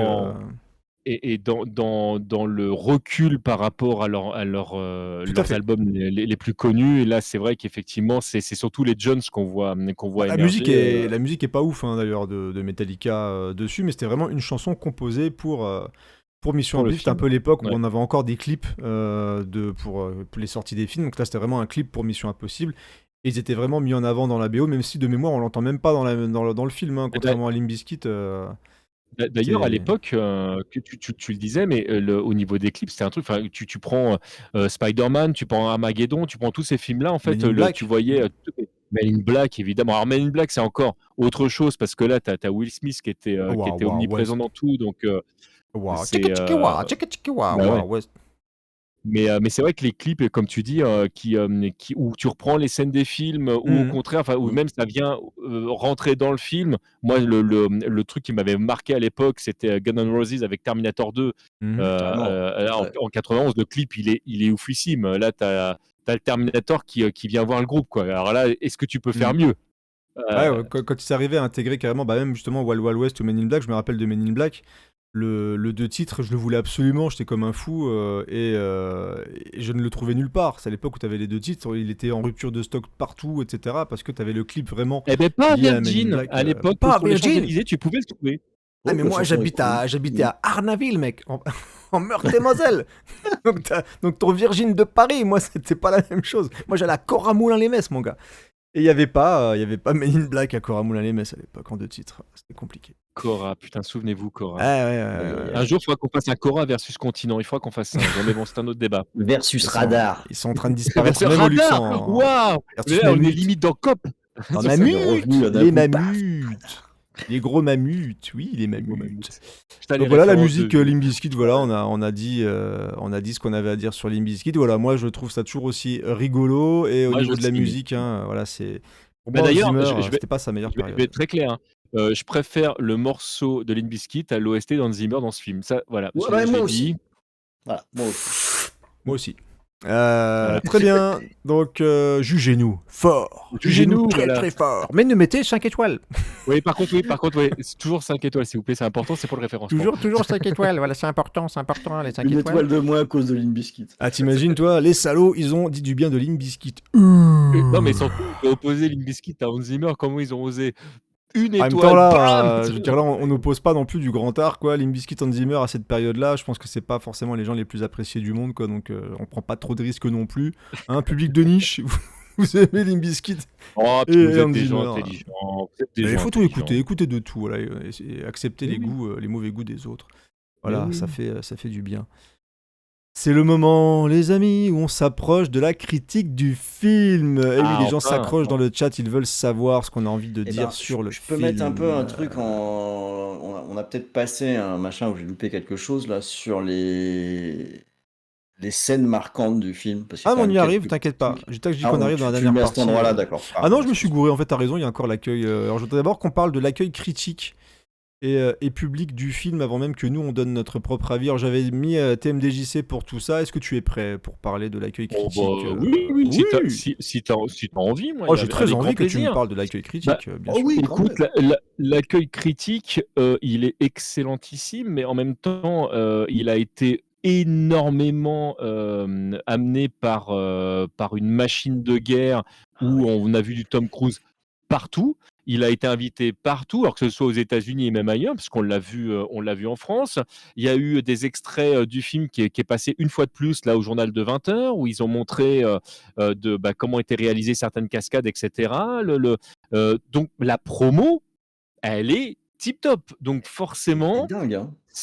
c'était difficilement imaginable que le film se plante complètement. Et puis ils ont fait un choix que moi je trouve intelligent, mais ça après c'est très personnel, mais de complètement s'émanciper du premier film, ce qui fait que oui, il y a des gens qui ont été un petit peu déstabilisés, mais ils étaient complètement dans la veine de ce qui se faisait à l'époque, tout en étant une espèce d'étendard, ce qui était quand même le double exploit, je trouve, et ça a marché. Ça a marché. Alors effectivement, ça a mieux marché dans certains pays que d'autres si tu regardes les chiffres, très clairement. Mais globalement, si tu prends les chiffres mondiaux, ça a très bien marché. Ouais, c'est vrai que même au niveau critique presse, pas si mal, hein, ils s'en sortaient pas si mal. Je pense que les gens avaient compris. Pas Enfin, avaient si mal. compris. Non, ça va, ils avaient. Ce qui ressort, c'est le côté action, justement. Même si vous regardez les critiques type Télérama ou ce genre de choses, en fait, où ils en disent pas du bien, ils arrivent à retourner le truc du genre, ouaf, si vous avez envie de vous faire plaisir, allez. Tu vois, ils sont même pas dans le. Pas méchants, ils sont pas méchants. Alors que Télérama, des fois, ils peuvent être quand même très acerbes. Un petit peu méchants. Être méchant, Télérama. Oui, on est très méchant. C'est Très méchant contre les méchants, films d'action, on est méchant. Ils sont très très méchants. On veut être très très méchant avec Mission Impossible. Et question qui, je pense, va pas durer longtemps. MDJC, on est entre nous, on se regarde là. Est-ce que C'est vrai. il y a des éléments de la série dans Mission Impossible 2 quand même un petit peu? On parle sérieusement ou pas? On parle sérieusement, on dit les choses. On est là, on dit les assume. choses. Ouais. On s'est quand même pas mal émancipé de la série. On s'écarte un peu. Hein. Je pense qu'on peut le dire. On peut le dire. Je pense que si jamais il n'y avait pas marqué Mission Impossible sur l'affiche, c'était les pas masques. grave. Les masques. Oui, non mais même dire qu'il y a strictement aucune référence, ce serait un mensonge, parce que déjà il y a le thème pour commencer, même s'il a été pour moi massacré, mais ça c'est même si là aussi s'émancipe un peu le thème. Alors beaucoup par rapport au thème d'origine. J'en connais un, quand il a dû l'écouter la première fois, il a dû faire comme ça. Vous entendez ma grimace? Qu'est-ce que c'est que ça? Mais c'est vrai, c'est ça. Tu vois, on parlait de Finesse, je l'imagine tout à fait, tu sais, avec sa baguette et tout. Mais qu'est-ce que c'est que cette merde? Bonsoir, chaîne 0, bienvenue. Mais oui, donc oui, non, bah, en fait, Ron l'a très bien dit. T'as les masques, il y a certaines scènes, etc. Mais on est effectivement plus dans l'univers Cruise Wu que Mission Impossible. Et tu sens deux sales gamins qui se sont fait plaisir et qui ont dit viens, on fait ça. Ils ont pris les motos. Et d'ailleurs, il y a une scène. Alors, c'était dans le Tonight Show, je crois, de mémoire, où tu as Ben Stiller qui joue le rôle d'un mec qui est la doublure de Tom Cruise, Ah, ça a dont été Tom évoqué Cruise par ne veut pas. Zéphirin tout à l'heure. Ouais. Et si vous n'avez jamais vu cette C'est parodie, génial. pitié, C'est dans le pitié. supplément du DVD. Allez, et qui est en plus dans le supplément du DVD, c'est Ouais. vrai, tu as raison de le préciser. Allez voir cette parodie, et je la trouve exceptionnelle. Puis ça ne parodie pas que Mission Impossible 2, ça parodie plein d'autres films de la carrière de Tom Cruise. Franchement, Ben Stiller est très Il très le bon fait dedans. tellement bien, Ben Ouais, Stiller. ouais. Il a Et- tellement les mimiques de Tom Cruise. Franchement, c'est très génial. Et il y a un moment donné, en fait, tu vois Ben Stiller qui attrape les deux motos du gentil et du méchant et qui fait donc elles roulent l'une vers l'autre et puis il dit là il y a une pause et Tom Cruise se tourne vers la caméra et dit là c'est vraiment une mission impossible. Et puis pouf. Et en fait quand il a dit ça, Ben Stiller, je trouve qu'il a vraiment bien résumé le truc parce que il pousse le curseur à fond, mais le film a déjà les curseurs, les potards à fond. Donc oui, C'est un sketch avec Tom Cruise et avec John Woo. à Toulouse, bah d'ailleurs, d'autres membres de l'équipe, parce que des fois, tu vois là où ils sont, c'est tourné au moment de certains trucs du film. Enfin, je n'en dis pas plus. Profitez de ce sketch génial Ça qui est se trouve assez sur long, parce que c'est un YouTube truc qui aussi. dure quasiment 7 minutes. Mm. Donc, il y a à boire et à manger dedans. Donc voilà pour répondre à ta question, Creepers. Ouais, donc on s'éloigne tout petit peu tout peu petit peu. de la série. Alors déjà que voilà, il y avait des éléments qui disparaissaient dans le film de Brian De Palma, mais voilà, là on garde quand même un truc. Alors je le précise maintenant parce Dis-le. que faut nous le dire maintenant parce que il y a des épisodes où ce sera pas forcément le cas. On garde tout de même une logique d'une préparation de mission à un moment donné avec une infiltration, avec Oui, il il y a cette cet séquence-là. aspect. Ouais. On fait un plan Ouais. qu'on Avec va les essayer masques, de encore une déployer, fois. Ouais. etc. Cet aspect est gardé. Alors, de là à dire que c'est un point central, je mentirais. Mais c'est dedans. C'est Par dedans contre, quand même. je trouve que les masques sont très bien utilisés. Justement, ce qu'ils ont mis. Je trouve que dans le film, il y a pas mal de bonnes idées au niveau des masques. Qu'on voit pas du tout venir en plus.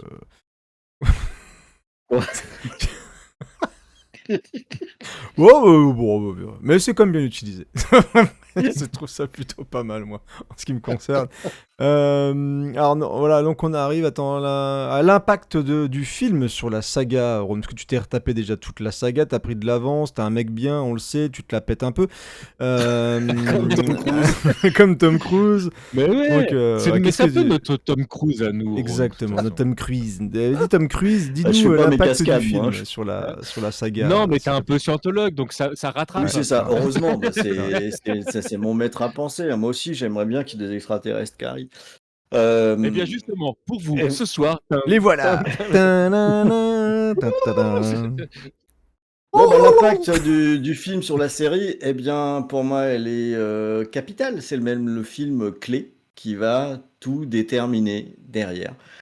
Parce que la rupture de ton, elle est tellement violente par rapport au film précédent que le Mission Impossible 2 entérine une tonalité qui est totalement dirigée vers l'action.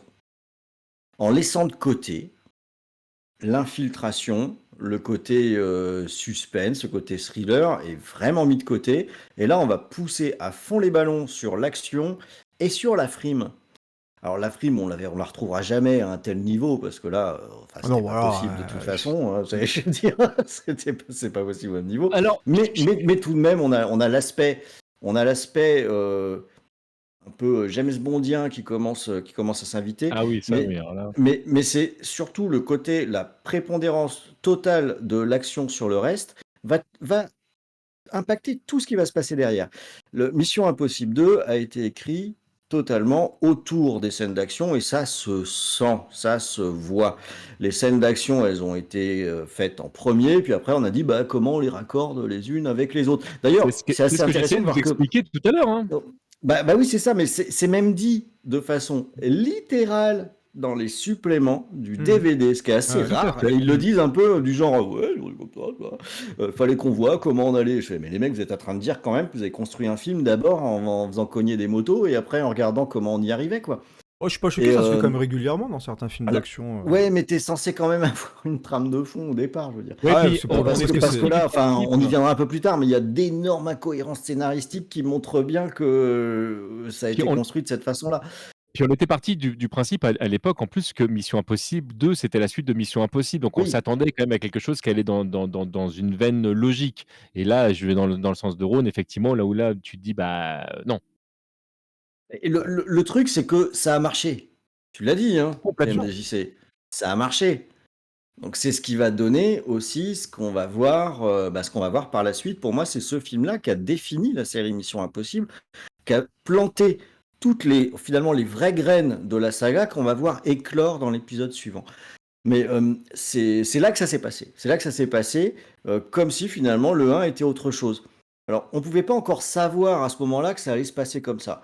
Parce qu'il y avait cette espèce de promesse que pour chaque mission impossible, on aurait une approche qui pourrait être différente, avec un réalisateur différent, et quelque part, ce qu'on l'avait déjà évoqué, quelque chose d'assez fun, hein, de partir d'un canevas de base et puis de l'amener dans différentes directions.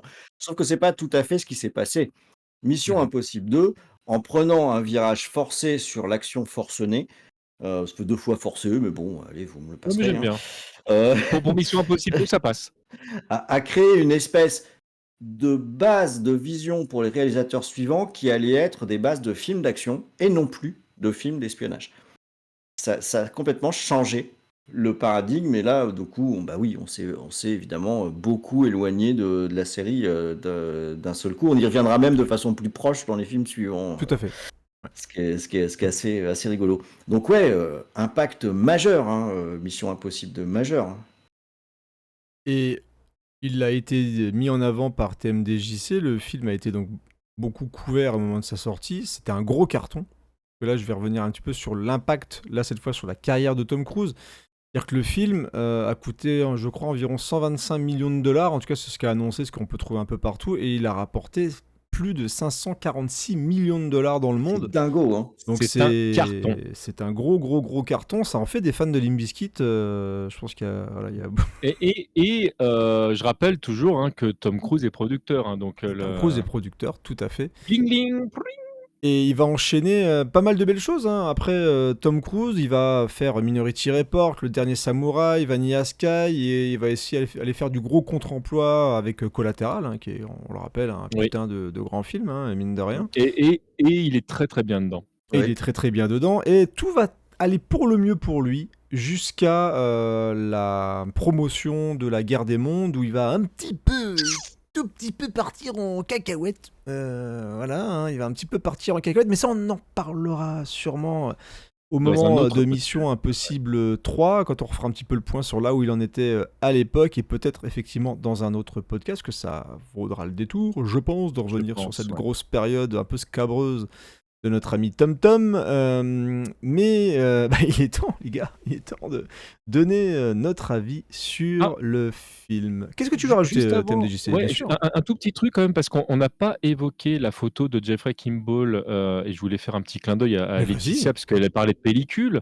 Moi, j'aime bien la photo de ce film, qui n'est pas extraordinaire, mais on parlait de la lisibilité du film, et je trouve qu'elle contribue. Ouais. Je trouve qu'elle contribue justement à rendre les scènes agréables, et les scènes ont des tons de couleurs assez précis suivant où ça se passe et quand ça se passe, qui fait que même de manière temporelle, ça te donne un indice assez précieux sur ce qui est en train de se jouer. Et dans ce côté assez simple, moi ça m'a plu. En plus, lui, c'est pas. Oui, c'est très chaud de toute façon. il a pris des tons des fois très jaunes, qui tirent sur le rouge, sauf effectivement dans la scène du virus où là on part un peu sur le vert, mais t'as le côté un petit peu, on est en train de raconter vraiment quelque chose de très précis. C'est vraiment une scène clé finalement dans ce qui va se jouer après. Le mec, c'est pas un inconnu parce qu'on l'a vu dans plein d'autres films où il est capable de donner sa patte tout en arrivant à garder un petit peu ce retrait, je trouve, qui est qu'il sert le film. Et j'aime bien cet aspect-là de son boulot. J'avais bien aimé ce qu'il avait fait sur Sex Crime, par exemple, pour j'aime bien ce film. J'aime beaucoup ce film. Eh bien, merci pour lui. On le salue. Merci. Il est content, il m'a envoyé un SMS. Il m'a dit merci les gars pour le big up sur ma photo. Vous avez pensé à moi, c'est quand même super cool. Très cool. Et donc voilà, sauf si vous avez encore un petit truc à raconter, il est temps de donner notre avis sur le film Mission Impossible 2. Qui veut commencer à parler de Mission Impossible 2, vraiment de vous dire les choses maintenant, les gars. Il faut dire les choses. Je sens qu'il va y avoir du ping-pong sur cette histoire-là. Je vais commencer. Allez, vas-y. Allez, je frétille. Je sais qu'il y a des gens qui n'aiment pas Mission Impossible 2 dans le chat et je vais vous décevoir, les amis. Eh ben, j'aime bien. Voilà. Moi, j'aime. Je verrais même jusqu'à dire que j'aime, et après l'avoir revu une nouvelle fois en 4K, la photo du coup de Jean-Michel, l'ami de TMDJC, elle est très belle en 4K. Il faut le dire. Oui, moi, j'aime bien Mission Impossible 2. Et je vais vous dire que je pense vraiment que j'aime Mission Impossible 2 pour toutes les choses que vous détestez, en fait, dans Mission Impossible 2. Il y a même une chronique Nanarland sur Mission Impossible 2, faut le savoir. Voilà, c'est vraiment un film qui divise énormément, et moi je l'aime vraiment au premier degré, c'est-à-dire que... comment dire ? Il y a plein de choses que j'aime, en fait, dans le film. C'est-à-dire que tu vas avoir, déjà, je l'évoquais tout à l'heure, ce premier degré qui est propre à John Woo et qui, je pense, voilà, des fois, peut gêner certaines personnes dans ce type de production, même si je sens qu'il y a pas mal de fans de John Woo de l'époque HK, l'époque The Killer, Syndicat du crime, À toute épreuve, Une balle dans la tête, etc., etc. Et je trouve en fait qu'il arrive à bien s'intégrer dans une grosse production hollywoodienne, c'est-à-dire qu'on sent le cahier des charges Tom Cruise. Là-dessus, il n'y a pas de problème. On sent que Tom Cruise, mais par contre, ce qui est bien, c'est contrairement à d'autres qui ont pris John Woo pour faire du John Woo, il le laisse quand même mettre des petites choses à sa manière. C'est-à-dire que contrairement à Chasse à l'homme, qui est moi j'aime beaucoup, Chasse à l'homme, le côté gros bourrinage avec Van Damme, ça vous le savez, que j'aime ce film d'amour, mais il n'y a pas ce côté romantique. On retrouve pas le côté romantique de John Woo dans Chasse à l'homme. Et ça, je le retrouve dans Mission Impossible 2. Il y a un côté romantique quand même, mais c'est pas celui de John Woo, je suis d'accord. Voilà, il y a vraiment un côté romantique que j'aime bien. Et dans la mise en scène, justement, il y avait même des scènes qui, avant, ne m'avaient pas marqué plus que ça. Et on a évoqué tout à l'heure, justement, la scène de rencontre avec le flamenco, etc. Je trouve que ça marche extrêmement bien entre la mise en scène, le montage, les effets qui sont faits pour montrer que ça marche. C'est appuyé, bien sûr. Tout ça, ça en fait des tonnes entre la musique de Hans Zimmer, les ralentis, les couleurs, le regard de Tom, les cheveux au vent, machin, avec son brushing impeccable, qu'on sait même pas d'où il vient. On sent vraiment qu'il est parti en vacances après le premier Mission Impossible et qu'il s'est fait les pecs et il s'est fait les cheveux et il est plus beau que jamais. Mais je pense entre les deux, il y a un truc qui fonctionne bien et dans la globalité, je trouve que le film, même si après tu évoqueras peut-être les incohérences, que moi, quand je suis dans le film, généralement, je fais pas attention. Comme l'histoire est assez linéaire, on n'est jamais vraiment perdu dans le truc. C'est très simple, c'est le Béléréfond et la chimère, c'est le bien contre le mal. C'est voilà, il veut libérer sa copine et puis il va tout faire pour essayer de la sauver, tout en sauvant le monde d'un virus incroyable. Donc c'est assez linéaire, ça marche extrêmement bien, je trouve. Et comme on s'embête pas avec des problèmes de voilà, je suis contre comment dire, j'ai pas été destitué, je sais pas quoi. Enfin, il y a vraiment une histoire qui est faite et il va aller faire l'action et tout ce qu'il faut. Donc globalement, non seulement je m'amuse, j'aime bien ce côté premier degré qui fonctionne toujours dans ce cinéma-là de John Woo et je trouve pas qu'il se perde de trop, même si effectivement les moments de colombe, ça fait un peu forcé, même s'il y a des moments de ralenti qui font un peu forcer effectivement. Et que sur la fin, le côté ballet, moto, gunfight, d'un seul coup, Ethan Hunt qui fait de l'espèce de kung fu zarbi en faisant des cabrioles dans tous les sens, ça peut un peu se dire, voilà, je passe de film de Brian De Palma, très espionnage, et d'un seul coup, le mec, c'est le roi du câble, et il fait des saltos arrière en mettant des coups de pied inutiles, en plus, hein, parce qu'il court en avant, il fait un salto, et il tape des gars. Bah moi, je m'amuse, ma foi, plutôt bien. Je trouve que Tom Cruise, dans le côté un peu Jésus, Jésus quand fait des tonnes dans l'action, qui s'accroche dès le début dans les montagnes, bah ça donne le ton. Voilà, moi je trouve ça plutôt rigolo. Et en même temps, je rentre dans le truc parce que toutes les choses qui ont été soulignées tout à l'heure par Zéphirin, par exemple, c'est vrai que le mec il est en train de grimper les rocheuses et il y a un hélicoptère qui arrive, il lance une roquette sur le truc, il y a des lunettes de soleil. Et c'est un peu. Va te faire foutre les vieux Missions Impossibles. Maintenant, je suis Jones et puis je me la pète et puis Va te voilà. faire foutre la logique aussi, hein. Ouais, va te faire foutre la logique carrément.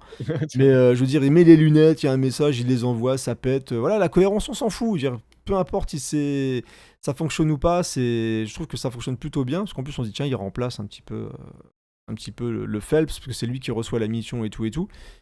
Et malgré la coupure complète avec l'esprit Mission Impossible, parce qu'il est quasiment tout seul, les autres ils se servent à rien. On est vraiment plus sur un James Bond, parce qu'on a des relations avec la jeune femme qui va draguer, avec qui il va coucher, qui va essayer de sauver. Donc on est vraiment dans un pur esprit James Bond. Bah voilà, moi je m'amuse. Et j'aime toujours, peut-être même un peu plus qu'à l'époque, ce Mission Impossible 2. Voilà.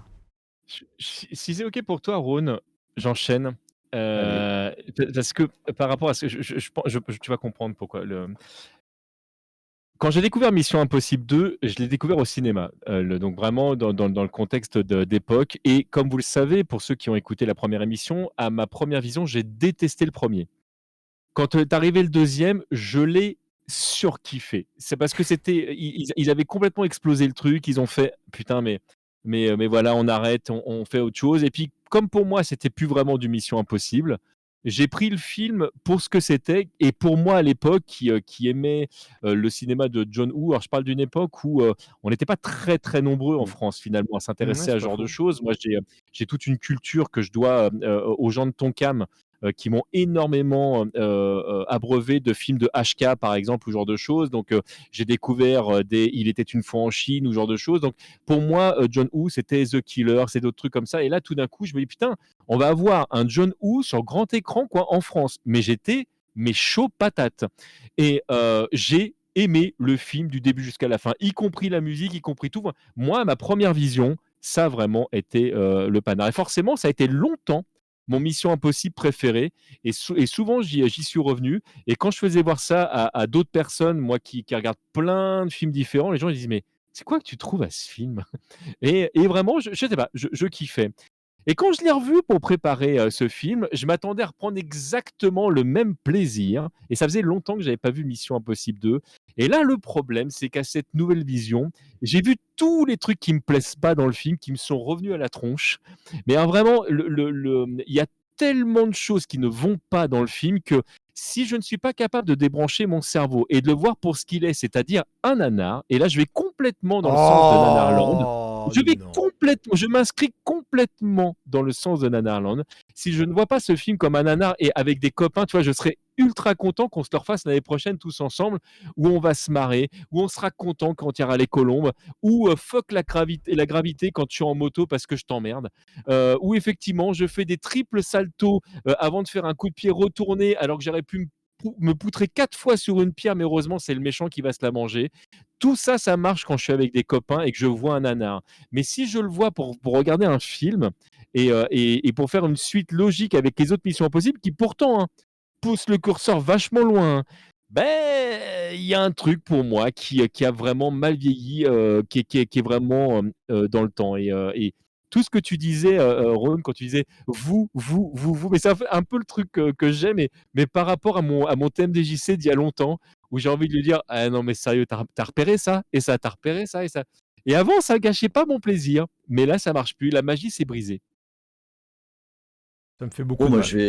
je vais faire le juge de paix alors Ouais, sur c'est pour ça que je pense que cette c'était histoire. bien que tu Ouais. passes en dernier, Ron, je le sentais bien comme Le, ça. le début de ton histoire, TMDJC, c'est la mienne, hein, parce que je suis allé voir Mission Impossible 2 au cinéma. J'avais pas une culture très poussée sur le cinéma asiatique, mais quand même, parce que j'avais la chance d'habiter à Paris et qu'on pouvait voir pas mal de choses tout de Ça même. aide, hein. Donc, moi, j'étais fondamentalement très content. Et c'est rigolo parce que je me souviens que quand je suis allé le voir au cinéma, moi j'avais la banane, j'étais très très content de ce que j'avais vu et que on m'avait pas mal dit mais c'était quoi cette connerie quoi. Et je dis bah moi je suis content quand même, foutez-moi la paix. Foutez-moi la paix. Moi je suis content, je suis content. C'est un film que j'allais dire historiquement j'aime bien, Mission Impossible 2. Y compris dans sa vague de détestation. Donc c'est un film que j'ai regardé plusieurs fois. Je l'ai pas regardé juste pour préparer l'émission. Et c'est vrai que quand je l'ai relancé là pour l'émission, ben comme toi, j'ai vu pas mal de choses qui m'ont, j'étais un petit peu chafouin quand même. Oui, alors je parlais d'incohérence et qui montre comment le film a été construit, parce que la bagarre autour de l'antidote avec l'infiltration, elle est quand même incroyable. C'est-à-dire que le méchant qui pourrait aller le prendre quand il veut, parce qu'il rentre quand même très très facilement, il attend que Tom Cruise arrive pour y aller, pour qu'il y ait un gunfight. Quoi. Ça n'a aucun putain de sens. Encore une fois, on est sur un film, c'est une petite déception, mais aussi parce que là, j'en ai bouffé pas mal, où on est exactement sur le même ressort intra-CIA, enfin bon, CIA, Mission Impossible, le méchant c'est en interne, quoi, comme dans le premier. Il veut se faire plein de sous, super, sa motivation, il a déjà une villa, 8 millions de dollars sur le bord de la plage. T'en veux toujours plus, Ron. T'en veux toujours plus. Bon, je chipote parce que ça c'est pas tant ça qui m'a fait souci.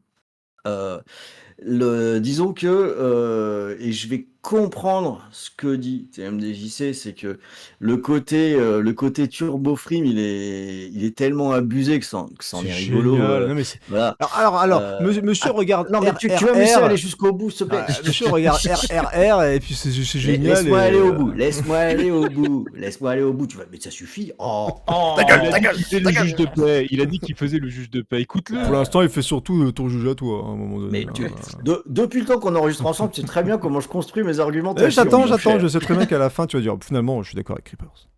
Mais oui. Donc, il y a tous les éléments que j'ai évoqués sur les parties là, que j'ai développées, sur des réserves que j'ai sur la réalisation. Ouais, j'ai des réserves aussi sur certains acteurs. J'ai aussi une réserve sur la construction du film. Et on en parlait quand on parlait du méchant tout à l'heure. Dans un film classique, l'antagoniste, en fait, il a un rôle très important. Là, il est très effacé. Hein, c'est du 100% Tom Cruise. Hein, et ça porte ombrage au... Et pourtant, il y a pas mal de scènes importantes sur le méchant. Et ça, pour moi, c'est un des gros loupés du film. Bah oui, c'est quand même un sacré loupé. Il y a une scène moi, que je déteste, je suis tellement revenu dessus, vous l'avez compris, cette putain de scène d'infiltration avec le virus, les décors sont moches, on sent... elle est mal foutue, vraiment, j'ai trouvé ça très très faible. Et c'est là où on arrive au fameux « mais... ».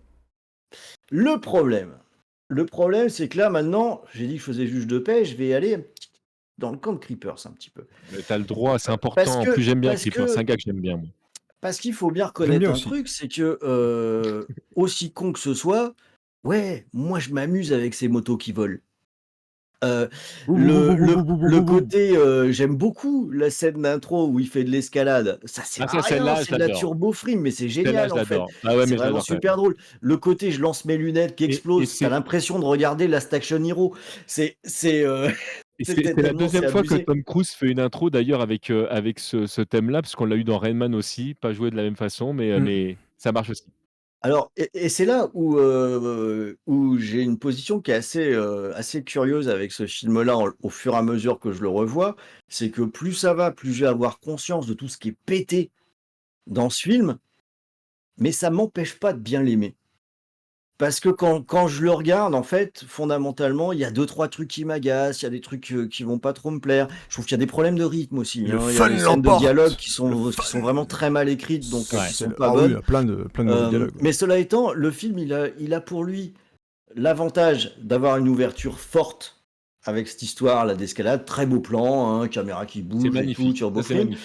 Et il a comme deuxième avantage d'avoir une scène de clôture qui tabasse.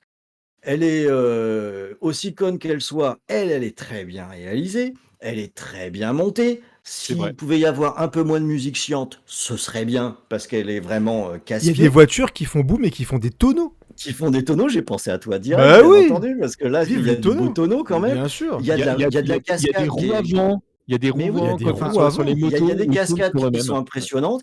Et ben moi, ça me plaît. Donc, quand arrive le générique de fin, je me dis, ben ouais, je sais que j'ai vu des trucs qui étaient pas terribles dedans, mais fondamentalement, je me suis quand même plutôt bien amusé au global. C'est juste que il faut savoir ce qu'on est en train de regarder. Enfin, faut être conscient de ce qu'on est en train de regarder. Et moi, j'ai aucun complexe à bien m'amuser avec des films où je sais bien que il y a des choses qui vont pas, qui sont pétées, qui tiennent pas la route, des gros points faibles. Ouais, mais ce qui est le plus important finalement, c'est quand il y a le générique de fin. C'est ton plaisir. Est-ce que je me suis bien amusé ou Mais pas oui, avec ça? évidemment. Mais Est-ce que j'ai eu envie d'aller regarder mon il y téléphone pour a... regarder si quelqu'un parce que disait un truc, ou est-ce que Non, je suis resté attentif? Eh ben, je tu suis n'as resté pas attentif. regardé ton téléphone. Le, Exactement. donc, je pense que je peux être finalement assez critique envers Mission Impossible 2, et plus je le revois, plus je le suis. Mais finalement, j'ai quitté l'enthousiasme de ma vision au cinéma, mais je vais continuer de bien m'amuser avec Mission Impossible 2, et donc du coup, ben, ouais, en fait, pour moi, voilà, ça le fait au final. Ce qui m'embête dans ce que tu viens de dire, c'est que je suis obligé d'être d'accord avec vous 2 là-dessus. Je n'ai pas regardé mon téléphone non plus quand j'ai Eh regardé ce film. Je l'ai oui! regardé de bout en bout et TMDJC. mon mon Sébastien. honnêteté intellectuelle m'oblige à Sébastien. vous dire que je suis d'accord là-dessus. Mais Bien sûr, si tu me Sébastien. proposes un Mission Impossible 2 ou un Chasse à l'homme, je préférerais regarder Chasse à l'homme. Moi aussi. Peut-être que moi aussi, je crois. Bon bah c'est bien, on est au moins tous les 3 d'accord là-dessus, c'est pas mal. Mais Zéphirin, qui aurait pu venir du coup, hein. Ça aurait été Mais intéressant oui, que tu viennes parler avec nous. En plus, il y a un mais de truc, toute façon, il a dit déjà, un truc je qui pense est qu'on n'entend pas assez Zéphirin sur exactement. internet en général, je trouve. Il a indiqué que à cette époque-là, c'est vrai que c'est un film d'adolescent qui se la pète et il aurait pu Ouais. limite Tom Cruise faire Dante dans Devil May Cry parce que l'intro, Oui, c'est mais oui, mais clairement, je c'est clairement rêverais Devil de May Cry. signer Ah ouais. pour un Devil May Cry avec Tom Cruise, hein, je Parce que prends, je veux moi. dire, c'est quand même hallucinant. Donc t'as la séquence que je trouve plutôt sympa dans l'avion où tu vois qu'ils utilisent le masque pour se faire passer pour Tom Cruise, etc. Tiens, Et d'ailleurs, oui, et donc, parenthèse, ouais. parenthèse sur ce que tu es en train de dire. On l'a pas dit parce qu'on faisait référence au film, enfin à la série, mais ils passent leur temps à changer de visage, les Oui, gars. Donc ça, moi c'est j'aime quand même bien, moi. vraiment une référence au film Voilà, qui exactement. est voilà. Et donc on a cette scène d'introduction, voilà, et d'un seul coup, c'est que t'as cette caméra, pas trop de musique, là t'as commencé à voir nanana, nanana, et là tu suis Tom Cruise et tu te dis mais ça sert à rien. Mais putain, comme le dit Ron, ouais, tu vois que c'est vraiment la performance qui est mise en avant, quoi. On est là, c'est pour ça que pour moi c'est un film récréation pour Tom Cruise Ah bah qui oui, vient d'enchaîner. le mec glisse. Tu sais mais qu'au niveau de la gravité, il va jamais pouvoir se rattraper, c'est impossible comme il glisse. mais Mais voilà, à la force des doigts, t'inquiète, regarde, je c'est tiens. un film de frime et tu sens que c'est un truc de récréation après Eyes Wide Shut. Je pense qu'il a voulu se faire son film d'action et il a commencé à le mettre en place avec le premier. Le premier a marché. Il s'est dit voilà, j'ai ma franchise, je peux faire quelque chose, je suis producteur et je peux tenter des trucs. Ils ont remis un peu table rase en prenant John Woo. Il s'est dit voilà, on va se faire plaisir, on va faire de l'action. Et tu te dis la scène d'ouverture, tu vois, c'est aussi inutile qu'indispensable cette Ah bah séquence ça, je suis d'accord d'ouverture. avec toi. Tu l'enlèves. Et tu faisais référence au premier film, et il y a plein d'effets qui sont dégueulasses dans le premier film. Tu n'as jamais ça dans le deuxième. C'est-à-dire que même les effets tout pétés de l'explosion avec la colombe, même ça passe mieux. Ouais, ça va. Mais t'as trop raison, Creeper, sur cette scène d'intro, parce qu'en fait, elle dit tout. Parce que en plus, quand tu connais bien le film, Tom Cruise, tu l'as dit tout à l'heure, il se pointe, le mec il est dans un effort physique intense, mais bon, il vient de mettre son pétrolane, il fait à la fois une pub pour, il fait une pub à la fois pour un shampoing, un dentifrice et un déodorant, toi. C'est ça. Ouais, je veux dire, tu dis ah ouais, ok, on voit où on est, quoi. La note d'intention de cette C'est vrai scène qu'il a pas transpiré une seule fois. Mais non, C'est vrai, j'avoue. t'as une note d'intention rien qu'avec sa tronche. C'est pour ça que je voulais tout à l'heure, on va parler de la tronche de Tom Cruise, parce que sa tête est une note d'intention. Avec les petits cheveux au vent, un petit peu. Complètement. Tu sais, à chaque fois qu'il marche, t'as un ventilateur, par limite, pour que les cheveux ils volent un peu derrière. Enfin, je veux dire, là, on va quand même. C'est là où on est à la limite. On est vraiment à la limite à chaque fois. C'est pour ça que je le classe dans les nanars. Et c'est pas non, une insulte. moi, je mets pas ça dans nanars. Moi, je vous le dis. Moi, je n'hésite pas une seule seconde. Je persiste et je signe. Je classe dans les nanars. Et il y a plein de nanars que j'adore. moi, il y a aucun problème. Tu sais, je suis pas loin de classer des films parmi mes films préférés dans les nanars, mais après, c'est vraiment une question de comment tu regardes le film. Et j'ai plus de plaisir d'ailleurs à le regarder comme un nanar que le regarder comme un film lambda. Moi, les 2 m'amusent dans ce film-là. C'est ça que je trouve assez particulier et rigolo. C'est l'aspect too much me fait rire parce qu'il est too much, parce que Tom Cruise, c'est une pub pour L'Oréal qui le vaut bien avec les cheveux qui volent Ah, au c'est une vent pub, c'est et une ça pub pour Tom Cruise. et ça me fait marrer, mais d'un autre côté, là, ça me fait pas marrer, c'est très bien fait. Quand j'ai des bagnoles qui font des tonneaux et des super cascades et des machins, ben, j'aime bien. Pour moi, ça défonce complètement, tous les Fast, and Furious et compagnie, parce que c'est déjà parce qu'on a des trucs qui sont faits en dur, et puis, parce que c'est bien réalisé, parce que là, purement au premier degré, c'est bien, c'est du film d'action, quoi, ou avec, de la bonne scène. Donc il y a une espèce de mélange de ces 2 qui m'amuse bien. Mais bon, je suis conscient des lacunes qu'il y a là-dedans, hein, et il y en a Alors, quand même 2-3, Zéphirin qui est quoi. revenu, justement, donc t'étais pas là quand on a dit que t'aurais presque pu participer, parce que donc on a noté la remarque sur Devil May Cry qui était assez pertinente, dans le sens où il aurait carrément pu se la péter et se la raconter en mode turbo lunettes de soleil, machin. Et donc j'étais dans la partie intro, voilà, et il y a aussi donc la partie moto, qui est vraiment, là pour le coup, le truc où tu te dis, alors déjà il y a les passages de kung-fu improbables, où tu te dis voilà, il fait des prises parce qu'il a envie de les faire, Ah ouais, c'est tout simplement c'est ça, c'est même c'est même il veut c'est les même faire, c'est tout, quoi.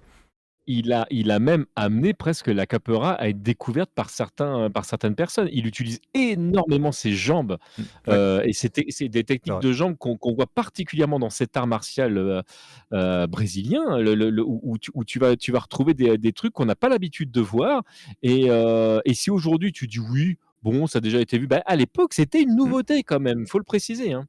Et je reste sur mes motos, parce que c'est la partie que j'aime bien. Et dans les côtés trucs qui servent à rien, il y a des moments où il est à côté de sa moto pour éviter les balles, il y a les moments où il va faire sa roue avant, le moment de la roue avant. Moi j'adore ce passage. C'est le moment où il fait sa roue avant, où il tourne au ralenti, où il tire sur la moto, t'as la musique, le temps s'arrête. Il tire sur le réservoir du véhicule, et là, la voiture elle part au ralenti. Et là t'as la musique et tout qui commence à partir. Moi, je trouve ça génial. C'est pour ça que Mais c'est le bien, côté. hein, le mec, il a inventé le bullet time, hein, C'est limite, hein. non, mais le côté Ah, nanar, il l'a c'était inventé, après. C'était après. 2 ans après Ouais. Matrix, Et mais tout à fait. Il a réinventé. tu sens l'influence justement de Matrix, tu sens l'influence de tout ce qui a été effectivement film chinois, etc. Mais je veux dire, j'ai du mal à prendre ça, tu vois, aussi mal que certains films qui clairement l'ont mal digéré. Là, je trouve vraiment que ces trucs-là, mais après, c'est 100% film et c'est vraiment un film Uber Tom Cruise, quoi. C'est Tom Alors, Cruise, Tom Cruise, Tom Cruise, Tom Cruise, Tom Cruise, Tom Cruise. Mais en même temps, on est sur un produit à sa gloire, mais C'est ça, qui gloire. reste Ouais, fondamentalement divertissant, je trouve, ouais. et qui, je pense, s'assume parfaitement. Ouais, mais Et là, c'est une limite que je mets qu'on n'a pas évoquée, hein, parce que on en avait parlé sur le premier film où j'avais dit que je donnais pas mal de crédit à Tom Cruise pour avoir laissé de l'espace à l'équipe avec qui il travaillait et que ça me semblait être une vraie j'attendais intelligence. le moment où tu allais dire ça. Et je la oui, trouve pas dans le 2. Parce que Voilà, dans le on est 2, il a d'accord. laissé 2-3 places à John Woo sur quelques scènes et ah, je ça suis pas donne des d'accord. scènes qui sont sympas. Oui, ben, j'ai compris, mais j'affirme quand même mon point. Et je suis d'accord avec Et toi. en attendant, Tom Cruise, pardon, mais il a conduit l'écriture du film pour qu'il soit fait à sa gloire et c'est ce qui fait qu'il y a des vrais soucis On dans Oui, le oui, déroulement du film. là-dessus, là-dessus, je suis d'accord. on en revient à ce que je disais tout à l'heure. La question que je posais à Rhône, c'est est-ce que c'est pas Tom Cruise qui demande à Woo de faire du Woo? Et pour moi, la réponse est oui. Moi, c'est Ah, comme ça que je le vois. C'est ce que je pense aussi. alors, On le sûrement. voit dans tous les reportages et bonus qui sont sur la question, qui pour une fois, enfin, en fait, c'est rigolo parce que ces bonus sur le support physique, ils sont faits pour dans un objectif très Très promotionnel. commercial, ouais. Et en fait, ce qu'ils montrent, ils te montrent des trucs où tu dis, ça montre quand même que c'est Tom Cruise qui fait tout là, dans ce qu'on Mais est en train de regarder, quoi. même dans les sketchs, tu le Mais vois. oui, non, même dans le sketch. Et ça envoie finalement un message qui dit, bah ok, en fait, tu sais, c'est ce vieux gag où t'as un générique, où t'as le même Ouais, nom ouais. pour tout, Tom quoi. Cruise, Tom Cruise, Tom Cruise, Tom Cruise, c'est Ça ça. ressemble quand même vraiment beaucoup, Lumière, beaucoup Alors, Tom à Cruise. ça. mais quand même, et je pense qu'on l'a vu dans pas mal de films d'action actuels qui sont franchisés, justement, là, on retrouve le style John Woo. là où on passe notre temps régulièrement en ce moment, quand un bon réal se retrouve dans des grosses franchises, à ne plus retrouver leur style Ouais, du mais tout. on peut pas comparer avec Ah aujourd'hui. bah si. Enfin, oui, mais aujourd'hui, on est dans une période qui est très triste Parce que sur là, non, mais je veux ce, dire, sur ce là, Tom point. Cruise, quand il prend comment il s'appelle, un Kosinski pour faire Top Gun, tu reconnais le style de Kosinski sur Top Gun et ça te donne en tout cas, à mon sens, sur Top Gun Maverick, un vrai bon film. Là où, si tu vas prendre, des fois, Ouais, t'as alors des bons réals qui vont faire autre tu chose. cites un film qui est vraiment différent de Mission Impossible 2 parce que je Ah trouve oui, qu'il a mais eu on reste plus dans un cadre de d'espace. franchise. Ouais, mais il a eu plus d'espace pour s'exprimer pour moi, en tout cas tel que je peux le constater en tant que spectateur, que dans Mission Impossible 2 où là, moi, je rejoins Ron, où tu as vraiment l'impression que tu as Tom Cruise qui a dit: «Moi, je veux ça, je veux ça». Et on a presque l'impression d'ailleurs qu'il a regardé quelques films de la filmo de John Woo et il fait: «Tiens, je veux cette scène-là, tu sais, le C'est truc où tu fais ça, le truc où c'est tu ça. glisses, le truc». Moi, c'est un peu l'impression que j'ai, hein, le C'est canevas payer de. des traits de Oui, marque. mais il n'y Ouais, aurait c'est pas ça, eu les traits c'est de ça. marque, on aurait dit ah, c'est pas un film de John Woo. Mais Tu bien vois ce sûr, que je mais veux dire? attends, Voilà. non, mais on peut critiquer ou pas, on peut être d'accord ou pas, ça, y a pas de problème, mais factuellement, bah, pour moi, c'est déjà, on n'est pas dans le meilleur John Woo et c'est pas celui dans lequel il a été le plus créatif. Parce que tu préfères Paycheck. Peut-être. Non! Oh, le C'est coup juste pour te bas, faire chier. quoi. C'est juste pour Non! te faire chier. Ah oui, j'ai failli faire un La AVC. Non, non, non, pêche, c'était t'exagères. juste parce que tu me Hein? balances une vanne, je te réponds par une vanne, c'est tout, hein. Non, mais je préfère Volte-Face, par exemple. Si Mais, tu préfères. Il faut être raisonnable au bout d'un Voilà. moment. Moi, je trouve que pourtant, Volte-Face, Volteface, c'est il fait meilleur. clairement du John Woo aussi. Je veux dire, Oui, là. mais il fait ce qu'il veut. Oui, Il le mais fait comme il voilà, veut. Bon, voilà, merci. C'est plus Merci, sincère. merci, Voilà. voilà. Bon, allez, on va s'arrêter là. C'est Il y a bien, des au moins il y a débat, je suis content. Donc je suis plutôt content de voir. En plus, même dans le chat, il y avait débat, ça a bien discuté de Mission Impossible 2, donc je vois que c'est un film qui continue. Les plaies sont encore un peu là, on sent qu'il y a encore un peu de sel parfois Les chez les gens plaies qui sont encore un regardent. peu là. Voilà, les plaies sont encore un peu ouvertes. Et Mais juste une petite parenthèse par rapport à ce que tu es en train de dire. Là, moi, parenthèse donc, je suis très très content qu'on parle de ce film. bien Et au sûr. moment Moi où, aussi. avant que je le revoie, au moment où on s'est dit, tiens, on va regarder ce film-là, honnêtement, je pensais être l'un des rares êtres humains au monde à continuer à aimer ce film et je m'attendais pas du coup à ce que les rôles soient inversés finalement comme ça s'est joué là, puisqu'on finit quand même sur deux oui, un non, hein, plutôt si on regarde de manière globale nos avis. Et c'est assez rigolo. Rien que pour ça, je suis très content d'avoir participé à cette émission. On est presque à 1,5, parce que du coup, Ron, il est un peu au milieu, même s'il prend Ouais, du je suis un plaisir. peu moite-moite. Ouais, c'est ça. mais il est quand même. Mais je suis un peu moite-moite, mais à la fin. Mais à Non, la mais fin, tu vois, c'est c'est à argumenté. la fin, il y a un non, petit mais oui quand même qui vous passe. verrez, Mais oui. vous verrez, dans 2 mois, il va relancer le film, il sera de bonne humeur. Il sera là avec sa bière, il va regarder Mission Impossible, il dit oh, finalement, je trouve que ça me fait mal. penser à un film indien. Voilà, c'est plutôt rigolo. Parce que, comme je disais tout à l'heure, vous allez regarder Patane et RRR avec des gens qui font des saltos arrière ou qui font des claquettes pendant 4 minutes. Et là, vous allez me dire qu'un mec qui fait une glissade sur le cul dans un immeuble pour récupérer un antidote, c'est un peu trop. Moi, je trouve que c'est un petit peu. Voilà. Non, voilà. Non, en tout cas, voilà, c'était un plaisir de reparler de Mission Impossible 2. Content de voir qu'on n'était pas forcément d'accord, parce que je m'attendais à ce qu'on soit tous les trois en mode yeah, c'est toujours bien, Mission Impossible, vive Limp Bizkit.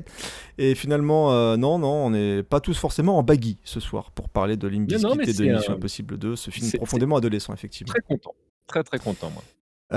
Eh ben écoutez, c'était bien. Ceci dit, très sérieusement, si jamais vous avez envie de regarder Mission Impossible 2 pour moi, ce qu'il est, c'est un nanar, mais faites-vous plaisir. C'est pas un nanar. Arrête avec ça. Pour moi, voilà. Tu arrêtes de dire que c'est un nanar. Tu Après, viens de l'émission, bah merde. Après, on peut le regarder, mais regardez-le à plusieurs, vu clairement, c'est un truc assez par cool. contre, ouais, c'est là où un tu truc prends le assez plus de plaisir, je trouve. Ouais, c'est vraiment un souvent, film. C'est un vrai film à pizza, en tout cas. Mais oui, Ah, carrément. c'est Puis souvent, les trucs à plusieurs, c'est là où tu un prends le film- plus de plaisir. Moi, je c'est dis un ça, je dis rien, mais. Et voilà, c'est parti. Protégez-vous, surtout, protégez-vous. Ah oui, par contre, protégez-vous. Voilà, protégez-vous, c'est important. Et donc, Et respectez-vous, voilà. c'est important. Alors, surtout, respectez-vous, hein, même ceux qui aiment Limp Bizkit, respectez-moi. Mais oui. Enfin, moi, parce que j'aime les biscuits, qu'on se comprenne bien.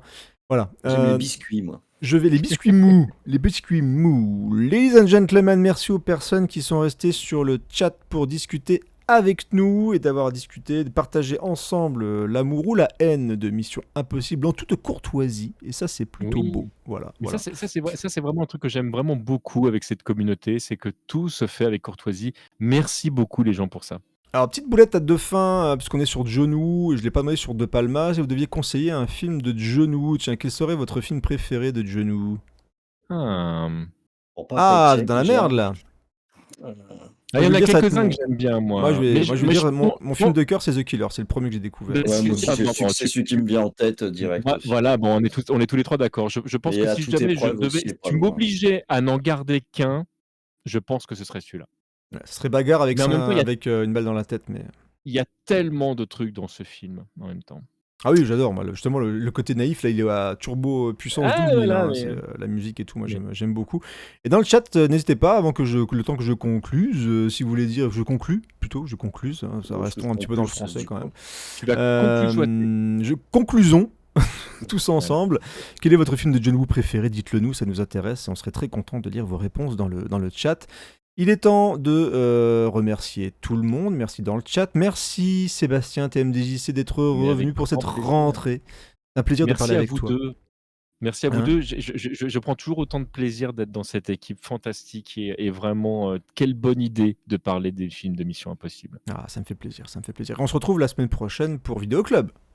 Tout à fait. Pour même heure, même endroit. Tout à fait. Pat Labor 1980... C'est bien Pat Labor. 89. On est 89, celui-là, il me semble. Ouais, Pat Labor 1989. Donc moi, je vais découvrir. Voilà, c'est un peu le principe de Vidéo Club. Merci Erwan Rhone d'être venu parler. Bah écoute, avec plaisir aussi, et je rejoins Sébastien. Quelle bonne idée l'émission Impossible, parce que je pense que sur le suivant, on va s'amuser aussi. Oui. Il y aura peut-être Rano. Pour la suivante, parce que pour l'avoir vu en vrai pendant le week-end, pendant les vacances, il m'a dit j'aimerais trop, alors j'ai essayé de faire son accent, j'aimerais trop parler des anecdotes sur Mission Impossible 3, voilà, j'ai dit mais viens parler de Mission Impossible 3, aucun problème, donc on sera peut-être 4 dans 2 semaines. Ça vous va si on se dit dans 2 semaines pour Mission Impossible? Je me dédouane complètement du fait que tu aies fait un accent en 2023, ça c'est totalement impossible. Vraiment, alors là, je ne sais pas. C'est un copain. Je vais faire comme le même maintenant je vais sortir l'espèce de truc. Regardez, moi je peux faire les accents, voilà, je montre, je peux faire n'importe quoi. J'ai un ami marseillais. Voilà, j'ai un ami marseillais, je peux faire l'accent marseillais, voilà, y a pas de problème. Ma famille est née en Auvergne, tu sais. Donc je pense qu'il y aura notre ami Rano là. Ça pourrait être sympa parce que le 3 est intéressant aussi par bien des aspects. En fait, c'est ça qui est cool avec cette série, je crois qu'ils sont tous intéressants par bien des aspects. Mais oui. Surtout au niveau de Tom Cruise, il y a toujours des choses à dire en plus par rapport à Tom Cruise. Ma femme est marseillaise, voici une photo, voilà, c'est à ça que je pense. Donc j'ai le droit de dire les choses. Donc voilà, merci tout le monde. On se donne rendez-vous donc dans 2 semaines pour parler de Mission Impossible 3. Il ne me reste plus qu'à vous faire des bisous et à vous dire à bientôt. Attends. On sait pas quel est le film préféré de. Oui, c'est vrai. Alors attends, tu lances une question et moi je sais pas le film préféré de. Zéphirin et triche, il dit Broken Arrow. Alors peut-être qu'il le pense vraiment. C'est un bon Mission Impossible, Broken Arrow en même temps. Après, moi j'aime bien Broken Arrow. Bien sûr, moi j'aime bien. Alors pareil, un thème de Hans Zimmer qu'on entend en plus dans Scream, tu vois, les voleurs quoi. Ouais, non, Broken Arrow, c'est plutôt cool. Attends, il y a eu Broken Arrow, c'était Chasse à l'homme ensuite, je crois. Et de toute façon, moi j'aime bien Wind Talker. J'ai rigolé sur Paycheck, mais il y a quand même des choses que je sauve dans Paycheck. Pour moi, tout est. Par contre, il est affreux. Mais il est moche. 2-3, mais il est laid. Il est moche. Il est très très moche, Paycheck. Bon, on s'en fout, ça n'avait rien à voir avec Mission Impossible, mais voilà, c'était sur John Woo. Vive John Woo, vive vous dans le chat, vive vous les amis, et à bientôt pour Mission Impossible 3. Ciao. À bientôt. Bisous les gens.